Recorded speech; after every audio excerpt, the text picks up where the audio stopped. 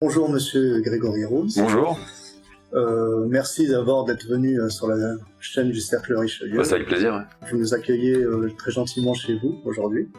Alors, vous êtes un homme assez intéressant, à multiples casquettes, puisque vous êtes podcasteur, mais vous êtes avant tout écrivain, essayiste, nouvelliste, ancien du Rassemblement National. Du Front National même.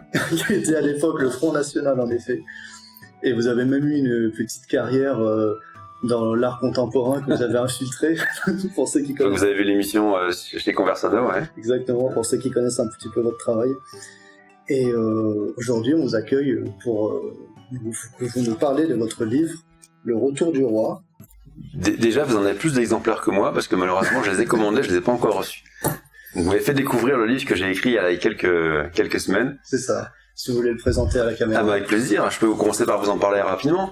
Alors c'est vrai que c'est un petit livre, mais dont le contenu est assez dense et il faut avoir l'âme un peu de juriste pour pouvoir, je pense, apprécier en tout cas la démarche, mais même sans avoir l'âme d'un juriste, puisque ce n'est pas un essai, c'est pas une nouvelle, c'est pas une micro-nouvelle ou quoi que ce soit, mais une chronique, c'est vraiment un projet que j'essaie de faire assez sérieux de constitution.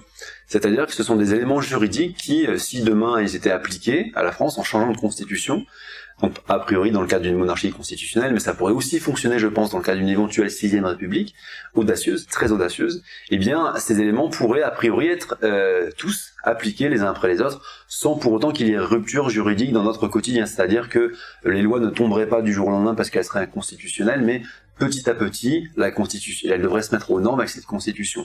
Cette Constitution, c'est tout un tas d'idées qui sont mises sous une forme juridique. Pourquoi ? Parce qu'on entend beaucoup de constats dans notre milieu, l'aéroénergie, beaucoup de constats, beaucoup de vœux pieux, mais assez peu de choses très concrètes. Et tout passe par le droit. Et du coup, si ça aurait très bien pu être une 6e République avec une constitution similaire, pourquoi ne pas l'avoir appelé vers une 6e République ? Pourquoi un roi finalement ? Alors pourquoi un roi ? C'est une très bonne question, parce que moi-même, je ne suis pas forcément royaliste, monarchiste, même s'il y a une différence notable entre les deux notions, mais c'est pas le sujet. Le sujet, c'est pourquoi effectivement parler du retour du roi, alors qu'on pourrait très bien dire pourquoi pas une 6e République, etc. Alors il y a un livre dans toutes mes lectures qui m'a marqué, c'est le livre de Kettel, Croix ou meurt, dans lequel il arrive après de nombreuses années de fouilles, d'archives, etc., à démontrer que ce qu'était vraiment la Révolution française. Ça fait des années que je m'interroge sur cette question, puisqu'on a tous appris à l'école que la Révolution française, c'est la naissance de la République. Ce sont en gros, je schématise, mais les pauvres qui prennent leur revanche sur les riches, les nobles, etc. En réalité, c'est pas ça du tout, on le sait aujourd'hui. Sauf que à l'école, on apprend toujours ça à nos enfants.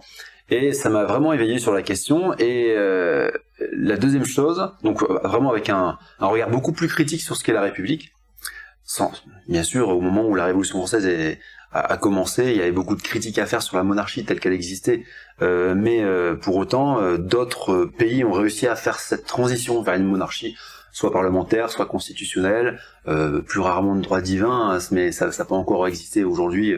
Ça, par contre, je n'ai pas été creusé jusque-là dans les pays différents, dans les différents pays, mais par contre, je pense que nous arrivons, et c'est le principe même d'une révolution,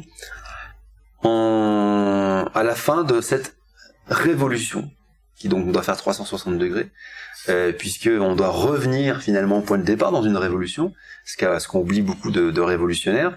Révolution, ça veut pas dire faire un tour à 180 degrés, voilà, ça veut dire on fait un tour complet. Et je pense, on redémarre un cycle. Et je pense que la République, on en a vu à peu près toutes les facettes. La parlementaire qui fonctionnait absolument pas, l'éphémère qui n'a par définition pas fonctionné forcément beaucoup, la monarchique, la 5e République, en tout cas un peu royaliste, elle est construite un petit peu cette nature-là. D'ailleurs de Gaulle ne s'est jamais caché de ce régime qui pour moi est au-delà d'un régime, la monarchie ça va au-delà d'un régime, mais qui sied le mieux à la France. Et cette République aujourd'hui, avec la médiacratie qui est imposée, on voit bien l'aboutissement. Quand je parle de médiacratie, c'est-à-dire comment les médias et la classe ou la caste, on peut dire les deux, politico-médiatique, arrivent à façonner le vote de monsieur et madame tout le monde finalement, avec des spots de publicité, avec des reportages à charge, avec des articles à charge, et en dernier point, le dévoiement de ce processus électoral, qui veut plus dire grand-chose pour moi. C'est-à-dire qu'on sait très bien qu'aujourd'hui, voter, c'est pas donner son consentement ou son avis sur quelqu'un qui va pouvoir guider le pays, mais simplement le moins maldisan, ou en tout cas on sait que les médias vont faire en sorte que tel individu, candidat va pouvoir être élu, et je pourrais durer pendant des heures là-dessus, mais ça ne convient pas en fait. Donc on pourra revenir sur la question pourquoi de la monarchie, mais c'est d'abord pourquoi plus la République. Mais par ailleurs, j'aimerais rebondir sur les médias dont vous parliez qui façonnent en fait l'opinion publique, toutes ces choses-là. Et vous en parlez un petit peu aussi dans votre livre, dans votre constitution. Qu'est-ce que vous proposez pour contourner ces pièges des médias, qui est de contrôler l'opinion et en fait contrôler le peuple? Alors, la première chose que chacun devrait faire, c'est s'éveiller par lui-même. C'est-à-dire avoir cette prise de conscience. Quand la prise de conscience est là, tout va moins bien. En fait, c'est qu'on se rend compte de tout ce qui nous entoure et de l'injustice et les manipulations qui existent. Mais pour autant, on arrive à commencer à se libérer justement de cette matrice, qui n'est rien d'autre qu'une matrice dans laquelle les grands médias veulent plus ou moins nous maintenir pour éviter. On voit bien, là, tout est lié. La baisse du niveau scolaire. L'abrutissement de ce qu'on nous propose dans les médias. Vous regardez un journal de TF1 à 13h il y a 20 ou 30 ans, vous le regardez aujourd'hui, c'est plus pareil. C'est plus du tout pareil. C'est-à-dire que même s'il se passe plein de choses dans le monde qui sont potentiellement dangereuses pour le pays ou pour l'Europe ou pour le monde, on en parle très peu, voire pas du tout. Par contre, on va vous faire un reportage très sympathique, je dis pas c'est agréable, sur la région de Valence par exemple, ou la Clairette de Lille, j'en sais rien. Mais voilà, c'est sympa, mais c'est du reportage. C'est de l'infotainment, comme disent les Anglais américains. Mais c'est parce que les gens cherchent quelque part. Ben, les gens aiment ça. Effectivement, les gens aiment pouvoir rester dans un cocon. Et combien de gens sont très au courant de ce qui se passe dans le pays, des périls qui menacent le pays, ils sont nombreux. Ils sont pas simplement d'ordre identitaire, ils sont d'ordre aussi économique, enfin, il y a tout un tas d'éléments. Mais ils aiment bien, ah non, on n'en parle pas. Ou alors, ça nous est tous arrivé, à table, Ah non, on parle pas de politique, on parle pas d'économie, allez, on continue à profiter, puis on verra. Voilà. Et donc, s'éveiller, c'est aussi prendre parti et c'est prendre des risques. C'est prendre le risque d'avoir un contradicteur ou prendre le risque d'avoir justement des gens qui vous disent non, mais c'est bon, on sait commenter, t'es un petit peu rebelle sur les bords, sauf que non, et réveillez-vous les gens. Et après, c'est les mêmes qui vont râler lorsqu'on va leur mettre 1 an et demi, 2 ans de Covid et de passe sanitaire. Du coup, avant tout, se développer soi-même, s'éveiller soi-même, mais la plupart des gens ne veulent pas ça. Du coup, comment on fait pour faire nation avec ces gens? Eh bien, il faut que des êtres éveillés et bienveillants, de notre bord idéologique au sens large du terme, fassent comme ce que vous faites aujourd'hui, c'est-à-dire chacun notre petite part du travail, pour pouvoir distiller des informations ou proposer une autre lecture d'un fait historique qui est connu et acté comme étant un fait historique on ne peut pas revenir dessus. La Révolution, par exemple. Et puis, petit à petit, les chemins se font, et au début, c'est 1 personne, 2 personnes, puis 1 dizaine, puis 1 centaine, et puis, alors ça prend du temps, mais puis, au bout de quelques années, quelques décennies parfois, l'éveil commence à se faire. Et c'est le travail qui a été fait par les personnes qui nous précèdent commence à porter ses fruits aujourd'hui. Comment vous voyez-vous par rapport au royalisme? Est-ce que vous vous considérez comme royaliste? Est-ce que vous soutenez un prétendant en particulier? Parce que vous savez qu'aujourd'hui, chez les royalistes, on se tire un peu la bourre dans tous les sens, entre légitimistes, orléanistes, présidentialistes, peut-être même bonapartistes pour certains, assez rare, mais ça arrive. Et nous, au cercle Richelieu, on n'est plus le trône avant les prétendants, mais vous, de votre point de vue, comment vous voyez tout ça? Alors, je serais plutôt... en tout cas, ma démarche, c'est de trouver des outils pour que la France renaisse. Pas de ses cendres, mais en tout cas renaisse de manière différente. Parce que, alors je vais répondre à la question, mais je fais une petite digression qui me paraît importante, c'est que beaucoup sont dans la nostalgie. En disant, regardez la France des années 60, des années 50, des années 20, il faut qu'on revienne à... Non, on reviendra jamais. C'est une période de l'histoire. Ça aurait été ridicule en 1920 de vouloir revenir comme en 1820 par exemple, ou en 1860. De notre point de vue, en 2023, c'est quasiment la même chose, mais en fait non, pas du tout, c'était vraiment complètement différent. des chansons populaires avaient été créées, elles ont été oubliées, tout un tas de choses. La tradition, c'est un mélange de toutes ces choses-là.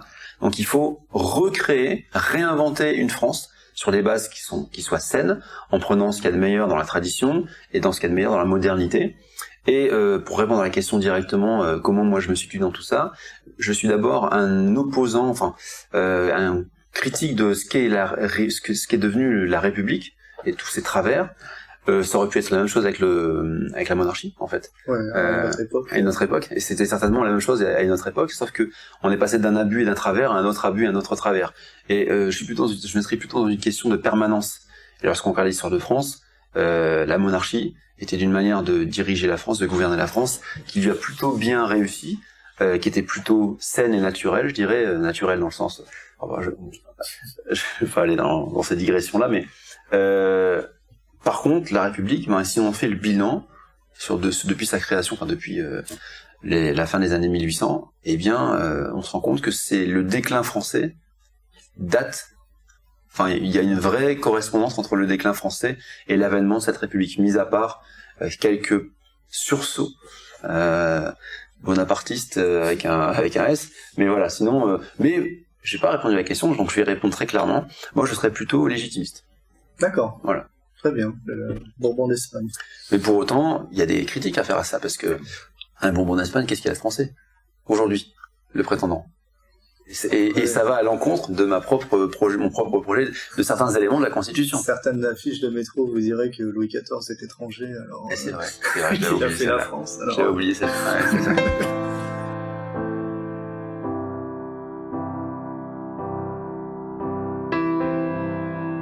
En fait, vous, ce que vous aimez dans l'idée de la monarchie, c'est qu'en fait, il a su évoluer d'une manière assez stable, alors qu'en fait, la République est assez instable. On se rend compte qu'on est déjà à la 5e en très peu de temps comparé à la monarchie. C'est ça, en fait, on pourrait dire la même chose des rois, mais il y a une certaine permanence dans la monarchie. C'est moins brutal, quoi. D'une part, il y a la question de la permanence, de l'unité, de la transcendance, du patrimoine, de la transmission, qu'on retrouve pas forcément qu'on retrouve pas du tout d'ailleurs dans la République. La transmission, la permanence, on la retrouve pas. Vous l'avez dit, la 3e, 4e République, c'était une catastrophe. On a changé de gouvernement tout le temps. On a fait un pas. De Gaulle a fait un pas vers une République un peu royaliste, un peu monarchique, c'est-à-dire la constitution de la 5e République, pardon. On voit bien que on a un personnage central qui est le président de la République et qui a des droits et des prérogatives qui pourraient ressembler en quelque sorte à celles qu'on pourrait donner à un roi dans une monarchie constitutionnelle, avec des articles comme l'article 16, les articles 49.3, c'est un peu différent, mais où le roi, au moment où il faut trancher, au moment où il y a des périls pour la nation, eh bien c'est pas le roi en l'occurrence, c'est le président de la République, mais on voit bien qu'il a des prérogatives qui lui permettent de trancher quand il y a des problématiques très particulières qui mettent en danger la nation. Et on voit aussi aujourd'hui que tous ces outils-là sont complètement dévoyés et permettent à un individu ou à un groupe d'individus au pouvoir de s'arroger des pouvoirs dans un contexte de transfert de souveraineté qui est pour moi insupportable à une machine technocratique qui est l'Union européenne. D'accord. Mais pour vous, d'où vient le nœud du problème du fait de... Parce qu'en fait, c'est le fait que nos présidents ont tendance à être court-termistes par leur mandat qui vous pose problème par rapport à ces pouvoirs ou...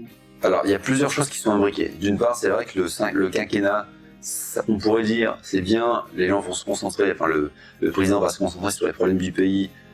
Ce serait bien, ce serait le cas si c'était un quinquennat unique. Sauf que c'est pas un quinquennat unique. Donc, on a les 100 jours après l'élection, et au bout de 2 ans et demi, 3 ans, on commence à penser à l'élection d'après. Parce que c'est un métier. Il faut être élu, il faut garder le pouvoir. Le roi n'a pas ce problème. Le pouvoir, il a. Le roi a un rôle aussi un peu paternaliste dans une monarchie constitutionnelle. C'est pas lui qui gouverne. Il règne, mais il ne gouverne pas. C'est le rôle du Premier ministre qui, lui, est justement dépendant du choix des urnes, que le roi peut aussi influer. Donc il présente cette permanence. Alors que la permanence, ce sont les institutions en République qui assurent cette permanence. Mais ces institutions, plus souvent, sont à l'ordre et aux ordres, c'est normal, c'est comme ça que les institutions fonctionnent, elles sont aux ordres de celui qui a le pouvoir. Donc elles sont un peu versatiles quelque part, elles assurent cette permanence, mais de manière versatile, c'est-à-dire qu'elles vont pas l'assurer de manière pérenne et juste. Prenons l'exemple de la justice, par exemple. Si demain, Éric Zemmour, par exemple, ou Marine Le Pen arrivent au pouvoir, que se passerait-il avec cette institution? Est-ce qu'elle assurerait toujours cette permanence comme elle l'a toujours fait, en 5e République, ou elle considérerait, ou l'éducation nationale, etc., que non, l'ordre républicain est rompu, puisque certains considèrent que ces partis-là ne sont pas républicains, et elle pourrait considérer que finalement non, elle n'oubliera pas. C'est un peu ce qui s'est passé, toute proportion gardée, avec le Dupond-Moretti. Il était de l'autre côté du barreau.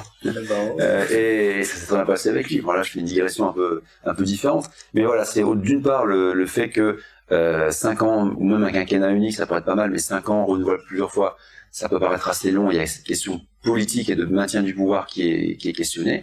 Et la permanence est assurée par les institutions, mais cette permanence ne serait pas assurée si quelqu'un comme l'extrême gauche ou l'extrême droite arrive au pouvoir. Je pense qu'il y a plein d'institutions qui seraient défaillantes. Comme la justice. Comme la justice, par exemple. Ouais. Mais du coup, dans votre constitution, vous mettez certains principes en avant qu'il va falloir être appliqués par des lois. Mais en vérité, on entend souvent que le problème actuel en France, c'est pas les lois, mais c'est le manque d'application de ces lois. Du coup, comment pousser les juges à faire appliquer la loi? Alors, je connais pas mon projet par cœur, mais il y a un article, même pas un article, il y a une partie dans ce projet de constitution qui ne règle pas le problème, parce que ça reste une théorie, mais que j'ai écrite de manière hyper réaliste en fait, avec je suis un peu juriste sur les bords, et donc j'ai fait quelque chose qui soit absolument opérationnel. Et alors je sais plus de quel titre il s'agit, mais en gros, voilà, contrôle. C'est pas contrôle des juges, mais c'est un peu l'idée. Alors je parle du judiciaire, voilà. Article 44. Non, c'est même pas celui-ci, c'est pas grave. Je vous invite à le lire. De toute façon, il coûte que 5 €. Pendant qu'on lit, on fait une petite publicité. En gros, voilà, pour résoudre ce type de problématique, les juges, il existe un conseil de la magistrature, mais il y aurait aussi un système mis en place pour que les juges qui seraient suspectés de partialité, parce que le juge doit être impartial, il doit juste appliquer la loi en fonction des règlements, des lois et de la jurisprudence, et bien, en cas d'impartialité suspectée, il y aurait un corpus de juges qui eux-mêmes seraient contrôlés pour vérifier qu'il n'y a pas eu dans telle ou telle affaire impartialité, de quelque nature qu'elle soit, avec des niveaux de sanctions en fonction de la gravité de l'impartialité. Alors, pour les auditeurs, nous sommes le 15 août. Voilà, ça paraîtra certainement en septembre, mais qui se situe un petit peu chronologiquement. Il y a eu l'affaire d'une vieille dame qui a été jugée à Cannes, qui avait été agressée par 2 personnes agressées violemment. Et ils n'ont eu qu'1 an de sursis, alors qu'à la base, ils risquaient, c'était quoi, 5 ans d'emprisonnement et 75 000 € d'amende, ou 7 500 € d'amende. Les juges, ils connaissent les lois, mais a priori, ils ne l'ont pas appliqué. Bon, c'est peut-être un cas particulier, mais il y en a beaucoup qui se passent. Moi, j'avais vu des gens qui parlaient de mettre en jeu la responsabilité des juges en cas de récidive. Si par exemple, ils laissaient quelqu'un partir et qui récidivait, que leur responsabilité soit aussi mise en cause. Que pensez-vous de ce genre de choses? Ou avez-vous d'autres idées peut-être pour pousser les juges à appliquer la loi? Alors, premier élément, effectivement, le juge de fond, c'est-à-dire le juge de première instance, a toujours tendance à faire une lecture plus idéologique que juridique d'une affaire. On le voit bien dans ces histoires-là. Si on inverse les rôles, donc c'est-à-dire 2 jeunes Français qui agressent une vieille dame algérienne voilée, par exemple, eh bien là, non seulement les juges, mais les politiciens et les médias s'acharneraient, certainement à juste titre, puisque c'est pas des choses à faire, contre les 2 protagonistes de l'affaire.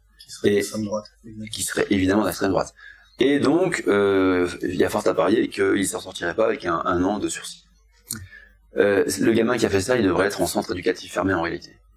Il est mineur, c'est sa place, au moins quelques mois. Les lois sont faites pour ça, c'est ce que dit le droit en fait. Donc là, il n'y a pas eu une lecture du droit, il y a eu une lecture idéologique. D'accord, donc c'est politique. C'est politique. Mais c'est évident. C'est évident. Pour moi, c'est évident. Après, c'est discutable, mais je pense que il faut faire appel, parce que le juge de deuxième instance, donc c'est plutôt un juge qui va juger la forme, la manière dont ça a été jugé, là, en général, il fait bien son boulot. Parce que d'ailleurs, il y a le Conseil d'État et il y a la question de la continuité du droit aussi. Et donc là, il va voir si la chose jugée a été bien jugée ou pas jugée. Et là, dans ces affaires qui sont très politisées, très médiatisées, c'est toujours compliqué. Il préfère mettre un peu de calme en disant on fait ça en plein mois d'août, en plein mois d'août, tout le monde est en vacances, allez, personne ne va en entendre parler de cette histoire-là et on règle le problème. Donc, comment résoudre ça? Ça, c'est, encore une fois, c'est pas du jour au lendemain. Même si demain, quelqu'un avait l'idée d'appliquer cette constitution, les problèmes resteraient les mêmes demain ou après-demain. Il faut voir ça sur le temps long, sur 10, 15, 20 ans, une génération, voire plus, où les mœurs changent, où les juges finalement sont recrutés dans d'autres manières qu'ils le sont aujourd'hui, c'est-à-dire avec le syndicat de la magistrature qui va dès les euros de l'ENM, l'École nationale de la magistrature, on va détecter des profils. Les questions qui sont posées aux oraux de l'École nationale de la magistrature sont des questions qui sont assez orientées et qui permettent aux membres du jury de voir, à peu près, qui est le personnage en face. C'est un travail de fond sur le temps long, d'où la nécessité d'un roi. Eh bien oui, ça en fait partie, puisque on serait dans un paradigme complètement différent. Déjà, on serait plus procureur de la République, on serait procureur du roi. Ça change pas grand-chose sur le fond, puisque quand on voit ce qui se passe en Belgique, ça change pas grand-chose. Mais il faut encore une fois un outil. Certains me disent mais ça sert à rien d'avoir un roi, puisque regarde ce qui se passe en Angleterre, regarde en Royaume-Uni, et en Belgique, c'est bordélique. Oui, mais quel est le socle? Quelle est la loi des lois? C'est quoi? C'est une constitution, la loi des lois. D'où vont découler tout un tas de lois opérationnelles ou d'autres lois qui n'ont pas du tout été prévues dans la Constitution, mais qui en tout cas ne vont pas à l'encontre. Il y a une conformité des principes constitutionnels. Et donc, une monarchie sans socle institutionnel solide qui permet de résoudre des problèmes actuels, eh bien, elle ne sert à rien, effectivement. Du coup, pour en revenir au roi, vous pensez que quelles circonstances pourraient permettre un changement de paradigme qui fait que les Français puissent de nouveau faire appel au roi et donc faire l'avènement du retour du roi pour c'est votre titre. Et est-ce que vous pensez que la royauté est quelque chose qui parle encore aux Français, de manière générale? Alors, j'ai posé 2 questions, je vais même en rajouter une troisième. C'est un point que j'ai pas du tout traité, parce que c'est vraiment un ouvrage que j'ai voulu pragmatique, que j'estime réaliste, mais qui l'est pas du tout si on considère l'aune de votre question. C'est-à-dire, oui, c'est très bien, c'est bien gentil, mais on n'est pas là de changer de régime. Sauf que, il y a quand même des signaux. Déjà, la 5e République en elle-même est un signal fort qu'on retend vers une monarchie. On l'a dit tout à l'heure, hein, on l'a expliqué pourquoi tout à l'heure. On avait des signaux qui laissent à penser qu'on retourne petit à petit vers cette monarchie. Je pense que le coup d'après, ça va être quoi? Ça va être faire un constat. Qui va voter aujourd'hui? Il y a un coup présidentiel où on vote encore un petit peu. Aux européennes, on vote pas du tout. Au cantonal, on vote pas. Aux législatives, on vote de moins en moins.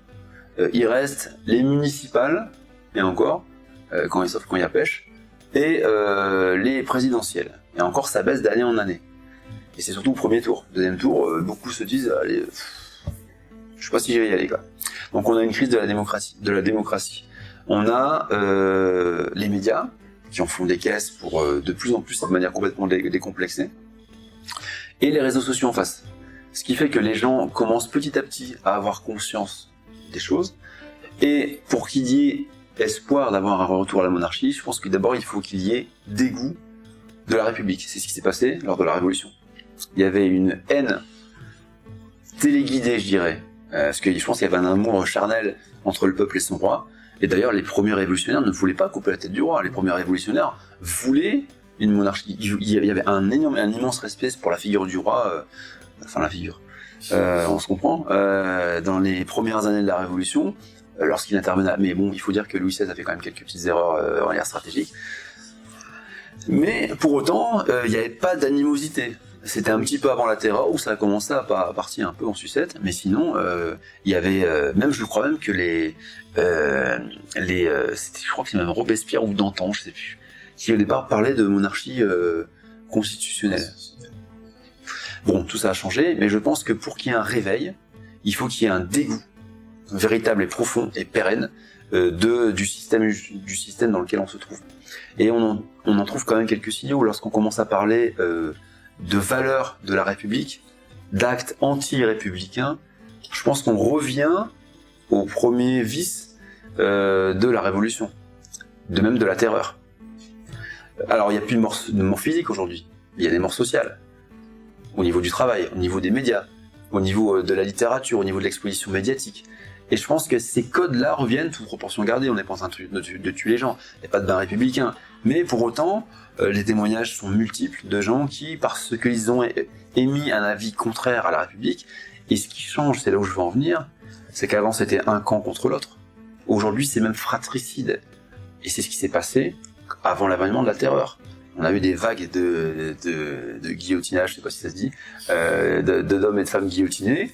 Et voilà, le directoire aussi y est passé, voilà. Et pour autant, c'était des gens qui étaient plus ou moins du même bord. Après, il y a eu les clubs, etc., les clubs et les loges. Mais en gros, c'est ce qui se passe à gauche. Regardez, quand Mélenchon ou quelqu'un de gauche va avoir un avis un tout petit peu bancal par rapport à l'orthodoxie idéologique de son camp, fasciste. Oui, ils sont tout de suite rappelés à l'ordre. Attention, ne surtout pas dire la même chose. Marine Le Pen a dit qu'il faisait beau, il fait beau. Non, c'est pas vrai, il fait pas beau. On en est quasiment là aujourd'hui, hein. Parce que je sais plus, elle avait dit un truc. Alors je l'ai plus en tête. Et quelqu'un, je crois que c'est l'uniforme à l'école. Ah. Brigitte Macron avait dit une journée ou deux après qu'elle était plutôt favorable parce que ça lui rappelait des choses, il y a des avantages, etc. Marine Le Pen avait eu le malheur de dire ça 2 jours avant. Bon, c'est une faute politique, c'est sûr, mais elle a été complètement montrée du doigt. C'est la femme du président, c'est différent. Mais je veux dire, dans le camp à gauche notamment et à l'extrême gauche, ça commence. On y voit les signes, les prémices de ce qui s'est passé avant que la révolution soit achevée, et j'y vois l'espoir d'un effondrement de ce système qui doit être revu. Après, pour ceux qui connaissent un peu les milieux de gauche, en tout cas militants, ils se sont toujours un petit peu tapés entre eux. Et d'ailleurs, dans le milieu de droite aussi, tout le monde se tape un petit peu dessus aussi. D'ailleurs, chacun a sa petite chapelle. Et d'ailleurs, je voulais vous demander, parce que votre livre est assez intéressant, moi je vous voyais plutôt dans la droite, pas identitaire, mais proche. Je ne sais pas si vous vous considérez comme tel ou pas. Je vais vous répondre. Plutôt okay. Je vais vous répondre à moi que vous, je réponds tout de suite. Mais dans votre livre, il y a un peu tout. Il y a un peu de royalisme, un peu de souverainisme, un peu d'identitaire, un peu d'écologisme. Lequel des 4 êtes-vous le plus, quelque part? Des 4, mon capitaine. Des 4 ouais. L'idée, c'est ça. C'est que je pense que si c'est le problème des chapelles, si on est exclusif d'une idéologie, on s'enferme dans cette idéologie et on n'arrive pas à trouver quelque chose qui soit équilibré. Et il faut trouver cet équilibre. D'une part, pour satisfaire le plus de monde possible, tout en maintenant un objectif et un cap, en suivant un objectif et un cap, et en lui donnant des chances d'aboutir et d'être réalisé. Alors, c'est pas des concessions, c'est juste que ça revient à ce que je disais tout à l'heure. Si Mélenchon me dit il fait beau, je vais pas lui dire qu'il fait pas beau alors qu'il fait plein de soleil. Là, c'est pareil. Si dans le souverainisme, on a des bonnes idées qui pour autant, et d'ailleurs je trouve que le souverainisme n'est pas antinomique avec l'identité, avec l'aspect identitaire. Les deux peuvent se retrouver sur plein d'aspects, ce que j'essaie de retranscrire dans ce projet de constitution. Et je pense qu'il faut essayer de trouver le meilleur de tout ça pour en faire quelque chose d'assez équilibré et d'opérationnel et de réaliste. Parce que une constitution trop identitaire, d'une part, elle aurait été excessive. Et par exemple, dans la partie où je parle de qu'est-ce qu'être français, la distinction que je fais entre nationalité et citoyenneté, quelqu'un de trop identitaire va dire non mais c'est bon, il faut être blanc depuis 7 ou 8 générations, sinon vous n'êtes pas français. C'est un peu excessif, parce que on sait tous que de toute façon ça n'a aucune chance d'aboutir, d'une part, et c'est assez injuste et irréaliste. Quelqu'un qui serait plutôt un patriote ou nationaliste culturel dirait ben non, il suffit d'aimer la France pour être français. Ben là c'est assez excessif aussi, mais dans l'autre côté, puisque il doit y avoir combien de touristes par an? On a plus de touristes par an en France que d'habitants. un petit peu plus. On doit être à 70 millions de touristes chaque année. C'est des gens qui aiment la France puisqu'ils y viennent. Donc chaque année, on a 70 millions de nouveaux Français. Non mais voilà, je raisonne pas l'absurde, mais c'est pour montrer que des deux côtés, il peut y avoir des déséquilibres et des extrémismes en quelque sorte qui font que c'est pas réaliste. Alors qu'en faisant un équilibre un peu compliqué à faire, mais entre tout ça, on arrive à peut-être avoir quelque chose d'assez réaliste et d'assez consensuel, mais pour autant assez radical. Oui, parce que je parlais de chapelle royaliste, souverainiste, identitaire. En fait, vous avez bien compris que c'est un peu les courants de la droite Internet. Est-ce que, à travers votre constitution, vous avez voulu rabibocher ou faire une synthèse de ces différents courants, ou c'est juste naturel en fait? Non, oui, c'est naturel. J'ai absolument. Alors quand j'écris, et c'est le propre d'un écrivain, je pense, qui se respecte, je pense pas à est-ce que ça va plaire ou pas. Je le fais et je m'attends aussi à ce que ça plaise pas. C'est logique, c'est le jeu. Mais je le fais par rapport à ce que je pense être moi le plus juste et le plus équilibré et réaliste. Parlant d'essai, quand je parle d'essai ou choses comme ça, hein, parce que je parle de littérature, c'est quand même différent comme démarche. Mais quand je fais un essai comme celui-ci, j'essaie de faire ce qui, pour moi, me semble réalisable, réaliste, équilibré, mais qui respecte, qui va dans le sens de mes idées quand même. Parce que, est-ce que vous pensez, alors là ça sort un petit peu de votre livre, La Constitution, est-ce que vous pensez que ces courants de droite sont aujourd'hui réconciliables? Il faut sortir d'Internet pour être réconciliable. Parce que si on reste dans une bulle Internet, alors forcément c'est un outil Internet. Et malheureusement, beaucoup de gens qui font partie de ces cercles et de ces milieux n'ont pas toujours la chance d'habiter dans un endroit où ils peuvent physiquement parler avec des gens qui pensent comme eux. Et c'est ça où c'est là la magie d'Internet justement. Et ils n'osent pas trop parce qu'ils savent que s'ils se révèlent en tant que, politiquement parlant, ça peut leur fermer tout un tas de portes. Donc c'est super compliqué d'aller parfois vers les autres quand on vit dans un endroit où on est a priori quasiment les seuls ou les derniers. Donc c'est compliqué. Et c'est pour ça que c'est intéressant de commencer par Internet et ensuite d'aller à des universités d'été par exemple, à des événements concrets, physiques, où on rencontre les gens et on leur parle. Et où là forcément, c'est naturel, on va pas, là on peut pas troller, c'est pas possible. On est face à des individus physiques, donc il y a cette distance qui se met, ce respect mutuel, et puis après on bouge 5 ou 6 bières, c'est différent. Mais au début en tout cas on essaie de discuter tranquillement et puis d'avoir un échange. Il est vrai que pour tous ceux qui vont dans le réel, qui rejoignent des groupes, que ce soit les cercles de province, du cercle Richelieu, que ce soit d'autres groupes que je ne peux pas forcément citer, parce que aussi ça pourrait être les Braves, ça pourrait être chez Courant, ça pourrait être l'AF, ça pourrait être même chez Reconquête pour ceux qui sont plus républicains ou qui veulent juste faire du réseau. Tout le monde sait que dans le réel, enfin tout le monde sait, ceux qui sont allés dans le réel savent que ça marche plutôt bien, mais vous savez bien que Internet est très bon pour faire la propagande de nos idées, et seulement 1% de ces gens d'Internet vont dans le réel au final. Du coup, c'est vrai que c'est important quand même, même au niveau d'Internet, je sais pas comment vous voyez cette chose. Oui, c'est sûr que lorsqu'on se trouve sur Internet derrière un clavier, surtout quand on a un pseudo, c'est très pratique parce que ça évite justement d'avoir des problèmes dans la vie réelle, parfois. Parfois, ça ouvre aussi des portes, hein, ça je tiens à le dire. Enfin, si vous assumez vos idées, qu'elles sont équilibrées et saines, qu'elles peuvent être saines et de droite, hein, eh bien, ou même d'ailleurs de gauche, mais avec des idées qui se rapprochent des nôtres, parce que il y a quand même des ponts. Le travail d'Onfray, par exemple, il y a des points sur lesquels je peux pas du tout être d'accord avec lui, et sur d'autres où on pourrait trouver des points communs, quoi. Pas sur tous. Mais il faut inviter les gens justement à se bouger et profiter de ces. Je sais que vous faites une université d'été bientôt. C'est le moment d'y aller, quoi. C'est le moment de se dire, allez, tant pis, il y a 300 ou 400 kilomètres à faire, mais je vais les faire, je vais rencontrer des gens, et là on fait des vrais contacts, des vrais contacts. Et ça se ressent encore mieux lorsqu'on revient sur Internet, où un pseudo qui pendant 4 ans n'a été qu'un pseudo et une image, et une photo de profil. Et là, ça devient un camarade, quoi, un être humain avec qui on a bu des coups et avec qui on a discuté. Et ça change, là, on change complètement de dimension. Là, ce trait d'union, Internet devient plus une bulle, mais un trait d'union entre la réalité et le dématérialisé.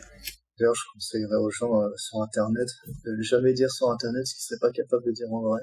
Surtout quand vous commentez quelqu'un, une personnalité, ou vous parlez à quelqu'un d'autre, vous savez jamais qui est en face. C'est ça. Enfin, c'est un très bon concept de ça. Avant de dire, même quand on est sous pseudo, hein, est-ce que s'il était en face de moi, je lui dirais. D'ailleurs, petit aparté, je suis comme tout le monde quand j'ai commencé Internet, dès qu'on me faisait une insulte, je vivais très très mal.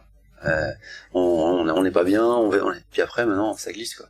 Oui. C'est qu'Internet quoi les gars. Mais on n'encourage pas non plus. On n'encourage pas, mais quand ça arrive, moi ça m'est déjà arrivé dans la campagne du cyberharcèlement d'ailleurs. Si j'avais les cheveux bleus et j'étais trans escargot, je pense que j'aurais eu des soutiens, mais là j'ai pas eu de soutien. Donc ça a duré 3 jours comme ça.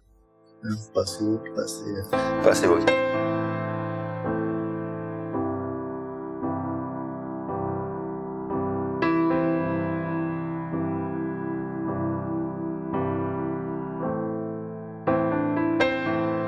On va se concentrer maintenant un peu sur l'immigration, parce que c'est un pan important de votre constitution. Alors, il n'y a pas que ça évidemment, mais c'est une bonne partie, et je pense que c'est en partie pour ça que vous avez... Oui, c'est au cœur de mon projet, de ma réflexion. C'est pas un secret. Non, pas du tout. Et il y a aussi des propositions qui sortent de l'ordinaire, dont j'aimerais discuter avec vous. Par exemple, dans votre livre, vous voulez faire une distinction juridique entre nationalité et citoyenneté. Est-ce que vous pouvez développer cette idée ? Oui, c'est une idée qui m'est venue il y a un bon bout de temps maintenant, et que je voulais creuser. Alors j'avais commencé à créer des textes, une nouvelle ou un essai carrément que dessus, et je me suis vite rendu compte qu'en fait non, ce qu'il fallait, c'était faire ce projet de constitution pour que ça tienne, ça s'explique, enfin qu'on soit bien, s'énonce clairement, donc quelque chose d'assez ramassé et compréhensible par tous sans partir dans les théories un peu philosophiques ou politiques. Donc pourquoi ? Est-ce que, c'est la question que je pose à ceux qui nous écoutent, enfin qui vont nous écouter ou nous lire, est-ce que en 1850, sauf dans le Comte Vénétia peut-être, mais on se demandait ce qu'était qu'être un Français ? Je pense pas. Est-ce qu'en 1920 on se disait qu'est-ce qu'être Français ? Bon, Français c'est Français, voilà. Comme aujourd'hui, qu'est-ce qu'être un Hongrois, qu'est-ce qu'être finnois, finlandais, qu'est-ce qu'être, je sais pas moi, malgache. C'est évident. L'identité est intrinsèque, elle est évidente. Aujourd'hui, avec les vagues d'immigration qu'on a subies depuis 70 ans à peu près, ça a commencé vraiment dans les années 50, un petit peu dans les années 20, la question se pose. Elle se pose légitimement, puisque aujourd'hui, si on écoute les gens à gauche, il suffit d'arriver en France pour y être accueilli et devenir français. Donc il y a cette première question de distinction entre nationalité et citoyenneté. Pourquoi ? Pour distinguer, alors c'est pas distinguer le grain et l'ivraie, le bon et le mauvais français, non, c'est distinguer qui est français, intrinsèquement, ethniquement, nationalement, au sens premier du terme, et qui vit en France, peut-être des origines...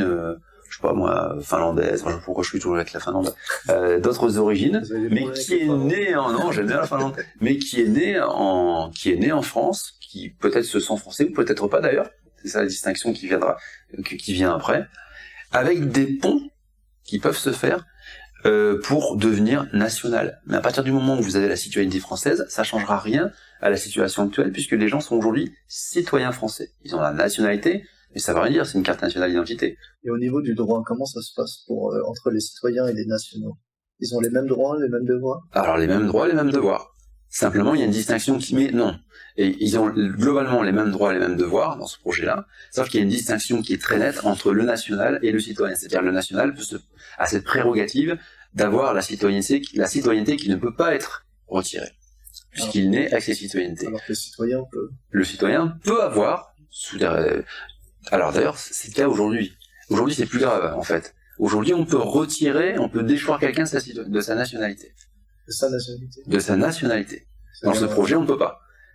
Pourquoi ? Parce qu'aujourd'hui, la nationalité, c'est, au bout de 3 ans, on peut avoir la carte nationale d'identité, avoir la nationalité française. En gros, ça a cet effet pour les gens, alors, intelligence avec l'ennemi, se comporter en national d'un autre pays en France, alors qu'on a la nationalité française, mais il faut un décret en Conseil d'État, c'est très compliqué, ça n'arrive quasiment jamais. Bon. Ça, c'est ce qui m'a inspiré d'avoir l'idée, c'est une continuité du droit français, mais appliqué. Donc le national aurait donc forcément il y aura une relation ethnique par rapport à cette nationalité, évidemment, comme ce serait le cas dans n'importe quel pays du monde, mais pour autant, ça ne ferait pas des citoyens de seconde zone. C'est-à-dire que le citoyen qui est né en France mais de parents étrangers, par exemple, resterait comme il l'est aujourd'hui, citoyen français, et de génération en génération, les enfants pourraient devenir des nationaux français. Puisqu'il y a des possibilités comme ça. Et pourquoi cette distinction? Puisque le citoyen français, on pourrait le voir déchoir de sa nationalité, de sa citoyenneté, pardon. On prend l'exemple de ce qui s'est passé dans les banlieues, encore une fois, il y a quelques semaines. Dans un pays qui fonctionne, ce genre de comportement, avec des drapeaux algériens, des Allahu Akbar, des on casse tout, nique la France. Merci, bonjour monsieur, asseyez-vous, on va vous juger, dehors. Voilà. Mais oui, mais c'est pour ça que le pays va pas, enfin pas que pour ça, mais ça fait partie des problématiques qu'il faut traiter. Si les pays d'origine n'acceptent pas de récupérer... Vous avez lu mon livre avec attention. Alors, si le pays d'origine... Alors, on parle bien, celui qui vit en bon citoyen en France, par exemple, sans difficulté... Beaucoup, quand on veut expulser d'Algériens, d'Afghans, ils ont tendance à beaucoup refuser de récupérer leurs citoyens. Alors, que faisons-nous?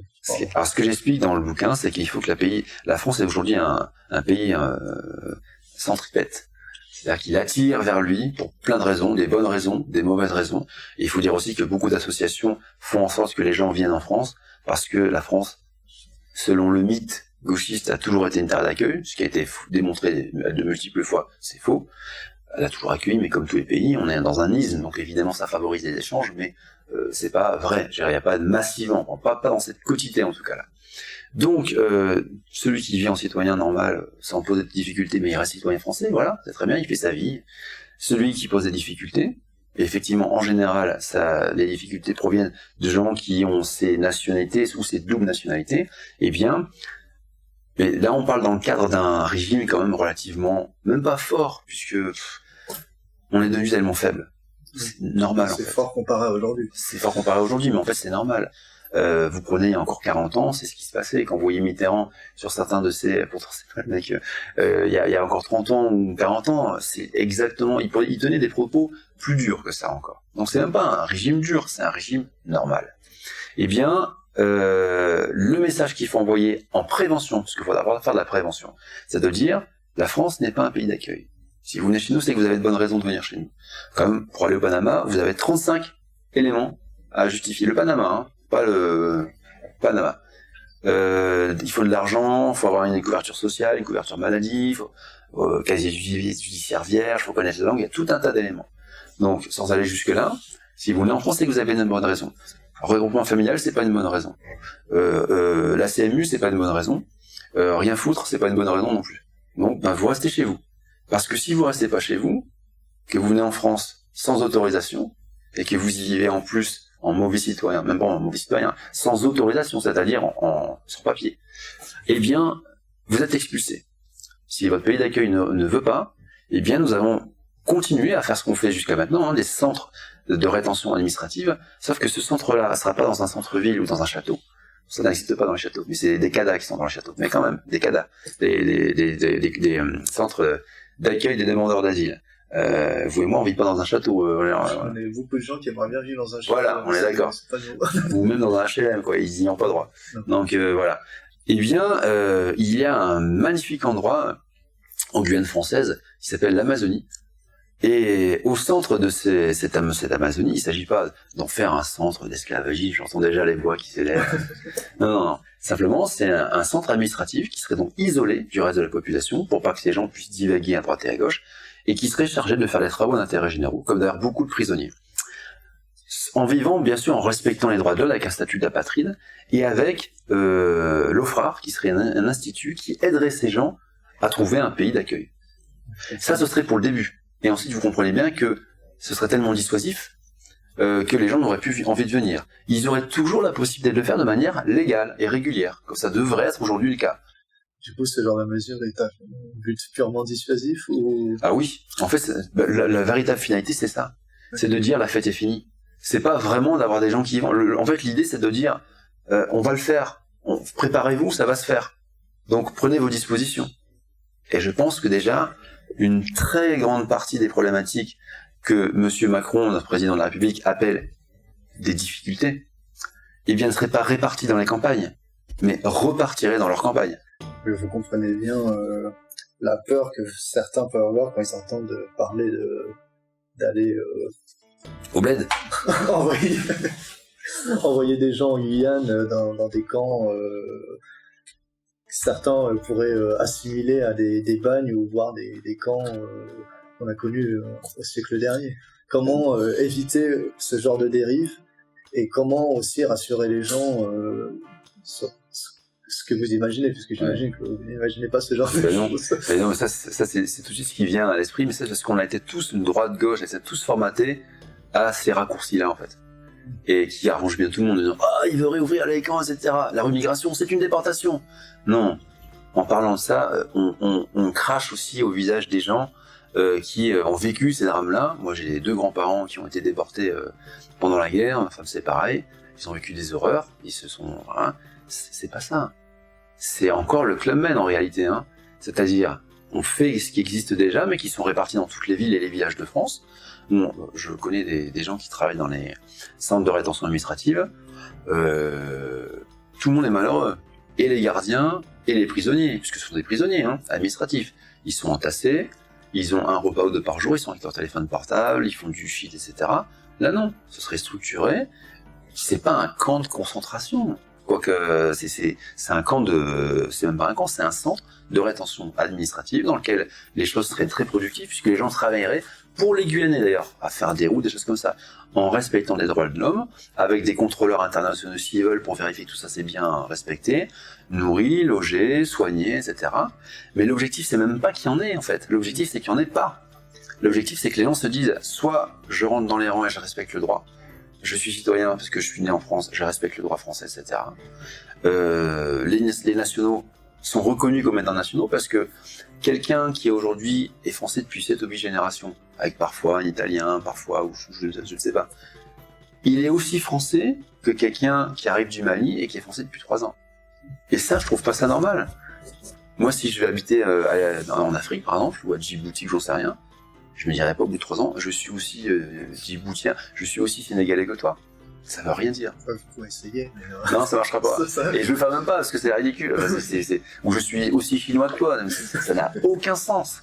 Sauf qu'en France, on nous martèle tellement dans les médias, et dans les livres depuis des années que la France est une terre d'accueil, que tout le monde peut être français, etc. Oui, tout le monde peut être français. C'était la grande force de la France. Pour ça, dans mon projet, le droit d'asile est sacralisé en quelque sorte, parce qu'il faut le maintenir. Mais pour qu'il ait encore du sens, ce droit d'asile, il faut arrêter de le donner à tout le monde, plus ou moins. Et vous parlez de ce centre de ce centre de rétention en attendant que ces personnes soient renvoyées dans leur pays d'origine. Et qu'en est-il des apatrides? Alors justement, c'est un endroit où les apatrides, attention, pour arriver là, faut être malveillant déjà. Hein. Oui. Il faut juste pas dans les règles. Le malveillant est dans les règles. C'est pas parce que le copain qui travaille, qu'on connaît, qui est gentil, etc., il va pas se retrouver dans ce genre d'endroit. C'est des gens qui ont fauté, qui ont un casier judiciaire comme ça, qui disent nique la France, ils n'en ont rien à faire, et on leur dit d'accord, la fête est finie, donc tu trouves un endroit où tu te dégages, et s'il peut pas dégager, eh bien on le met dans ce genre d'endroit. Oui, pendant combien de temps? Parce que le temps, ça peut être indéfini. S'il n'y a aucune nation vous avez imaginé avoir comment dire, une sorte d'accord avec oui. comme pays, l'idée, en fait, encore une fois, qui c'est ça. L'idée, c'est que la France a les moyens. La France a largement les moyens de coercition, les moyens de négocier avec ces pays. Sauf qu'aujourd'hui, elle ne le fait pas. Donc en réalité, ce genre de proposition est surtout pour agiter un signal qui dit la fête est vraiment finie, quoi. Voilà comment fonctionne notre droit. Vous pouvez être soit national, soit citoyen, soit, et ça c'est prévu aussi, résident régulier. Si vous violez nos frontières, ça va pas mal se passer. Si vous allez encore au-delà, ça va très mal se passer. Ça veut dire, on les pose sur la table, on dit c'est terminé, la fête est finie.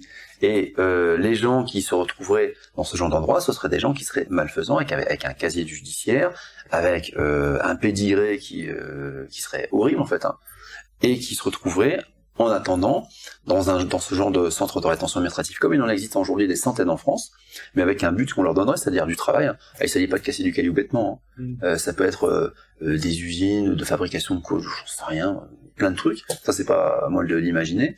Mais toujours dans le respect, non pas des droits de l'homme, mais de l'humanité, du caractère humain des gens, avec l'OFRAR qui serait en charge d'aider ces apatrides à trouver une piste de sortie. Expliquez-nous ce que l'OFRAR, justement, vous avez... Alors, l'OFRAR, j'avais imaginé ça quand on commence à parler de remigration. J'avais fait ça pour envoyer à Zemmour, qui a été le premier à en parler.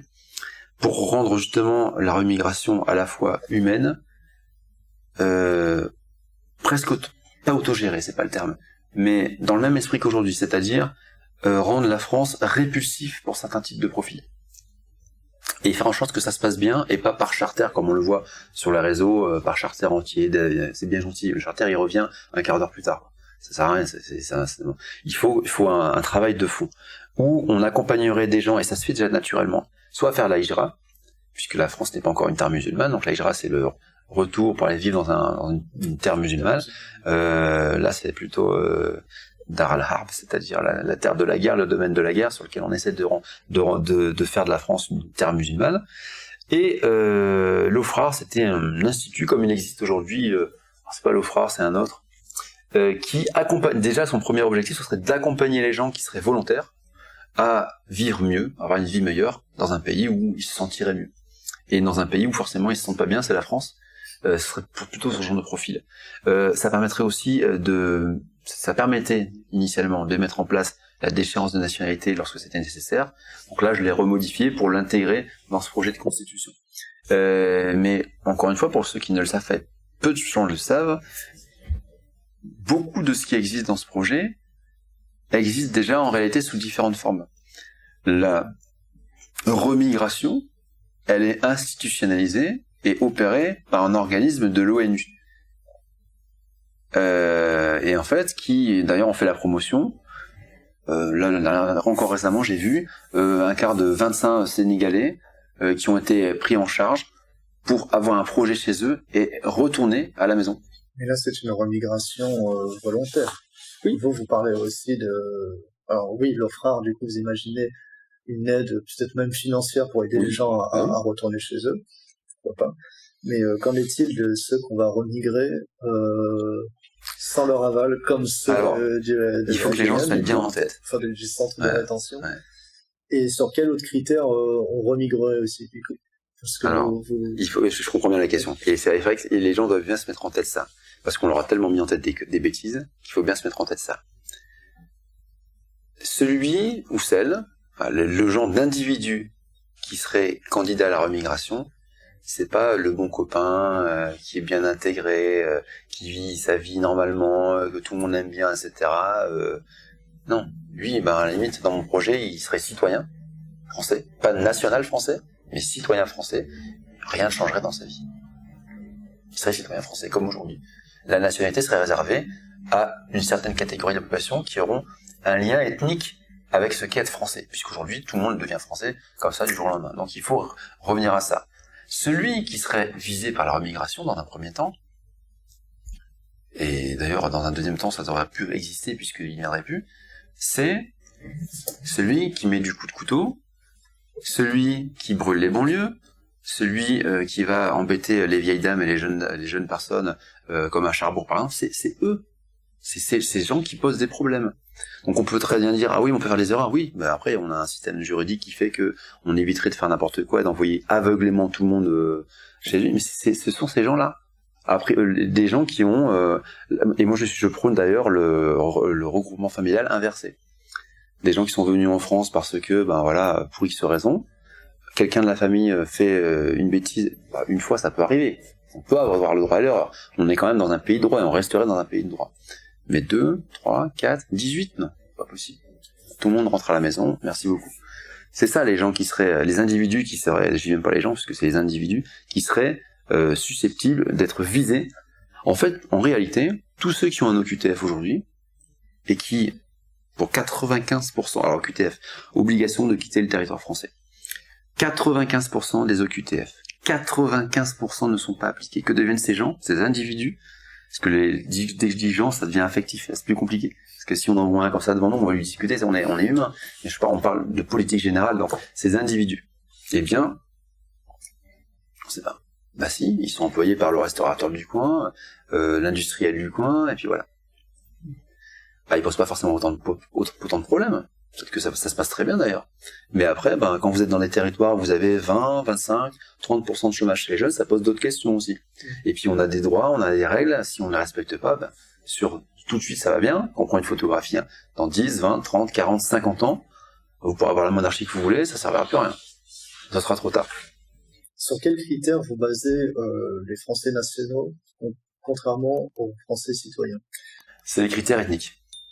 Très clairement. C'est-à-dire que... Comment le définir? Eh bien, moi je considère que... Alors, je peux comprendre qu'on soit choqué par ce que je viens de dire. Mais prenons l'exemple de notre pays. Un autre pays, n'importe lequel, le Japon, qui commence à aussi subir des vagues d'immigration. Pour nous, Français occidentaux, qu'est-ce qu'un Japonais? On a envie de dire, c'est évident. Pourtant, non, c'est pas si évident que ça. Posons-nous cette question pour nous aussi. C'est quoi être un Français? Si un Japonais, c'est quelqu'un qui est né au Japon, de parents japonais avant l'ère Meiji, par exemple, c'est un Japonais, il n'y a pas de difficulté. Si c'est quelqu'un qui est arrivé il y a 20 ans d'Australie, est-ce que ça en fait un Japonais? Pour connaître un peu le Japon, non. Même si tu es moitié japonais et moitié blanc, par exemple, tu seras jamais considéré comme un Japonais. On est d'accord. Deuxième exemple, avec la Chine, avec le Vietnam, avec le Congo, alors la Colombie c'est un peu différent, l'Argentine aussi, mais il y a des dizaines, voire des centaines, des dizaines de pays où ça se passe comme ça. Pourtant en France on devrait dire oui il est français autant que toi, ou non. Je pense qu'il faut prendre un point de repère dans l'histoire pour dire depuis cette date-là approximativement, on a eu non pas quelques migrations comme ça qui font que ça pose pas de difficultés, et d'ailleurs on n'en parlerait même pas. Si les choses avaient continué à être ce qu'elles étaient avant les années 50, avant la guerre on va dire, on serait pas là en train de discuter de ça, on parlerait d'autre chose. Et ce serait même très bien. On n'aurait même pas besoin d'en parler en fait. Il y aurait, comme il y avait toujours eu, des flux d'immigration, mais ténus. Ce qui fait que l'assimilation était possible, et que tout le monde s'en foutait. C'est de quelle origine? Très bien, je m'en fous. C'est pas un problème. La problématique, c'est le nombre. C'est les millions d'individus qui font qu'aujourd'hui, on sait plus ce que c'est qu'être français. Donc moi, ce que je propose, mais ça c'est discutable, et c'est un point dans l'histoire que j'ai pris de manière assez discrétionnaire, mais ça pourrait être un autre point. Hein. J'avais pensé 62 au début. Après, je dis, non, c'est déjà trop tard. Donc plutôt les années 50, 1950, 1er janvier 1950. Alors, je l'ai plus exactement ça, je vous invite à lire le livre, mais en gros, il y a un critère, il faut avoir 3 parents français sur 3 générations différentes. 3 ancêtres français avant 1950. Voilà. Et je trouve que c'est même pas très restrictif, parce que un identitaire vous aurait dit, mais non, il en faut 7, et tout le monde français. Parce que c'est tout le monde, quoi. 3 sur 3 générations. Papy, mamie, ça fait déjà 4. Ah, d'accord. Vous remontez encore, vous en avez 8 ou peut-être, mais après c'est exponentiel quoi. Donc 3 sur 3 générations, c'est pas énorme en fait. Hein. Ça laisse quand même le champ libre. Mais c'est pour dire, il faut quand même à un moment donné qu'il y ait, si vous avez un père et une mère, il y a un autre qui est je sais pas moi belge et l'autre français, vous avez une branche où vous pouvez dire je suis français par cette branche. Et si vous êtes né en France, etc., y a pas de difficulté. J'ai conscience que ce genre de critères, c'est ça se discute, quoi. Mais c'est pas grave, discutons-en. Ça, c'est une ébauche, c'est une idée. Ça peut être tout un tas d'autres critères. Mais l'idée, c'est de distinguer le national du citoyen. Comme le font les Russes. Et ça se passe très bien. Il y a la citoyenneté, c'est inversé les Russes. Il y a la citoyenneté, les Russes, URSS beaucoup, et chacun venait avec sa nationalité. Ils se sentaient tous russes, mais avec une nationalité particulière, avec une identité particulière. Et nous, il faut qu'on fasse la même chose. Sinon, dans 20, 30, 40, 50 ans, il y aura plus que des diasporas et des communautés, sans savoir qui est qui. D'ailleurs, en parlant d'identité, en France, on aurait plutôt des identités locales. Alors c'est vrai que l'identité française a été construite, sur le long terme, depuis le précaré au moins. Mais sinon, on peut avoir de multiples identités. Le village, la première identité, quoi. Le département, ça marche pas. Hein. Mais avant, c'était plutôt la province, le pays. Mais le département, ça marche pas très bien, quoique il y a des endroits comme dans le Nord, ça marche plutôt pas mal. Mais c'est bien structuré. C'est ça. Une identité, ça peut être aussi quelque chose qui est né, qui est construit. Hein. C'est une construction sociale et géographique. Ça peut être un artefact territorial qui, à force de l'user, de l'utiliser, devient vraiment une identité. On peut créer des identités de toutes pièces. C'est pas grave. C'est pas le problème. On peut créer une identité dans une communauté d'individus. On peut créer une principauté qui n'existe pas.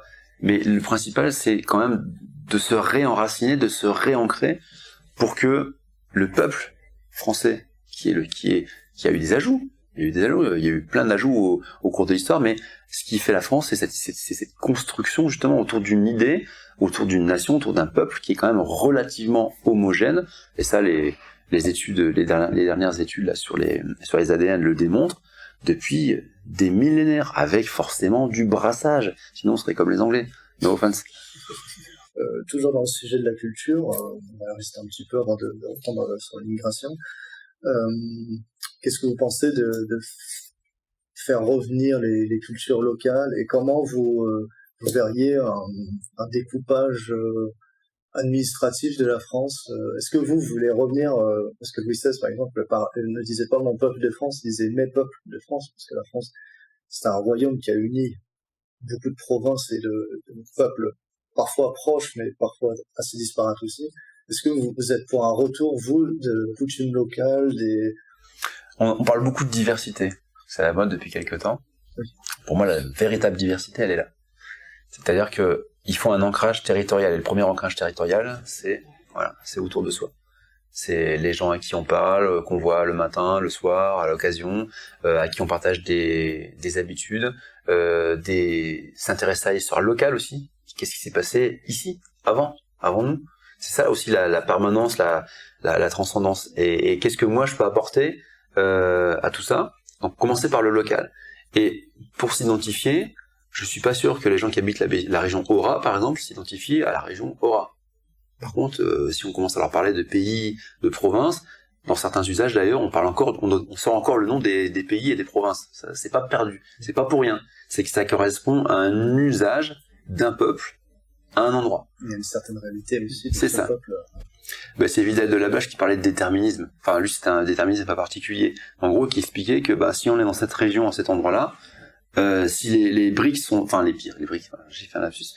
Si on a des briques, c'est qu'il y a une raison. C'est que il y a un ancrage entre l'homme et son sol qui fait que là on a des briques, là on a plutôt de la craie, là on a plutôt du grès. C'est un exemple, hein, c'est pour illustrer un peu cet ancrage fort. Donc effectivement, on parle de multiples identités. Ça peut être l'identité très locale, l'identité de la province, du pays. Le Béarn, par exemple, il y a une identité très forte.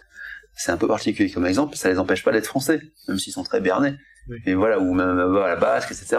Mais c'est pas le meilleur des exemples. Mais il y a plein d'exemples comme ça qu'on peut reprendre, ou en Artois, par exemple, où il y a une vraie différence, déjà physique, géographique, entre les Artésiens et puis la Flandre.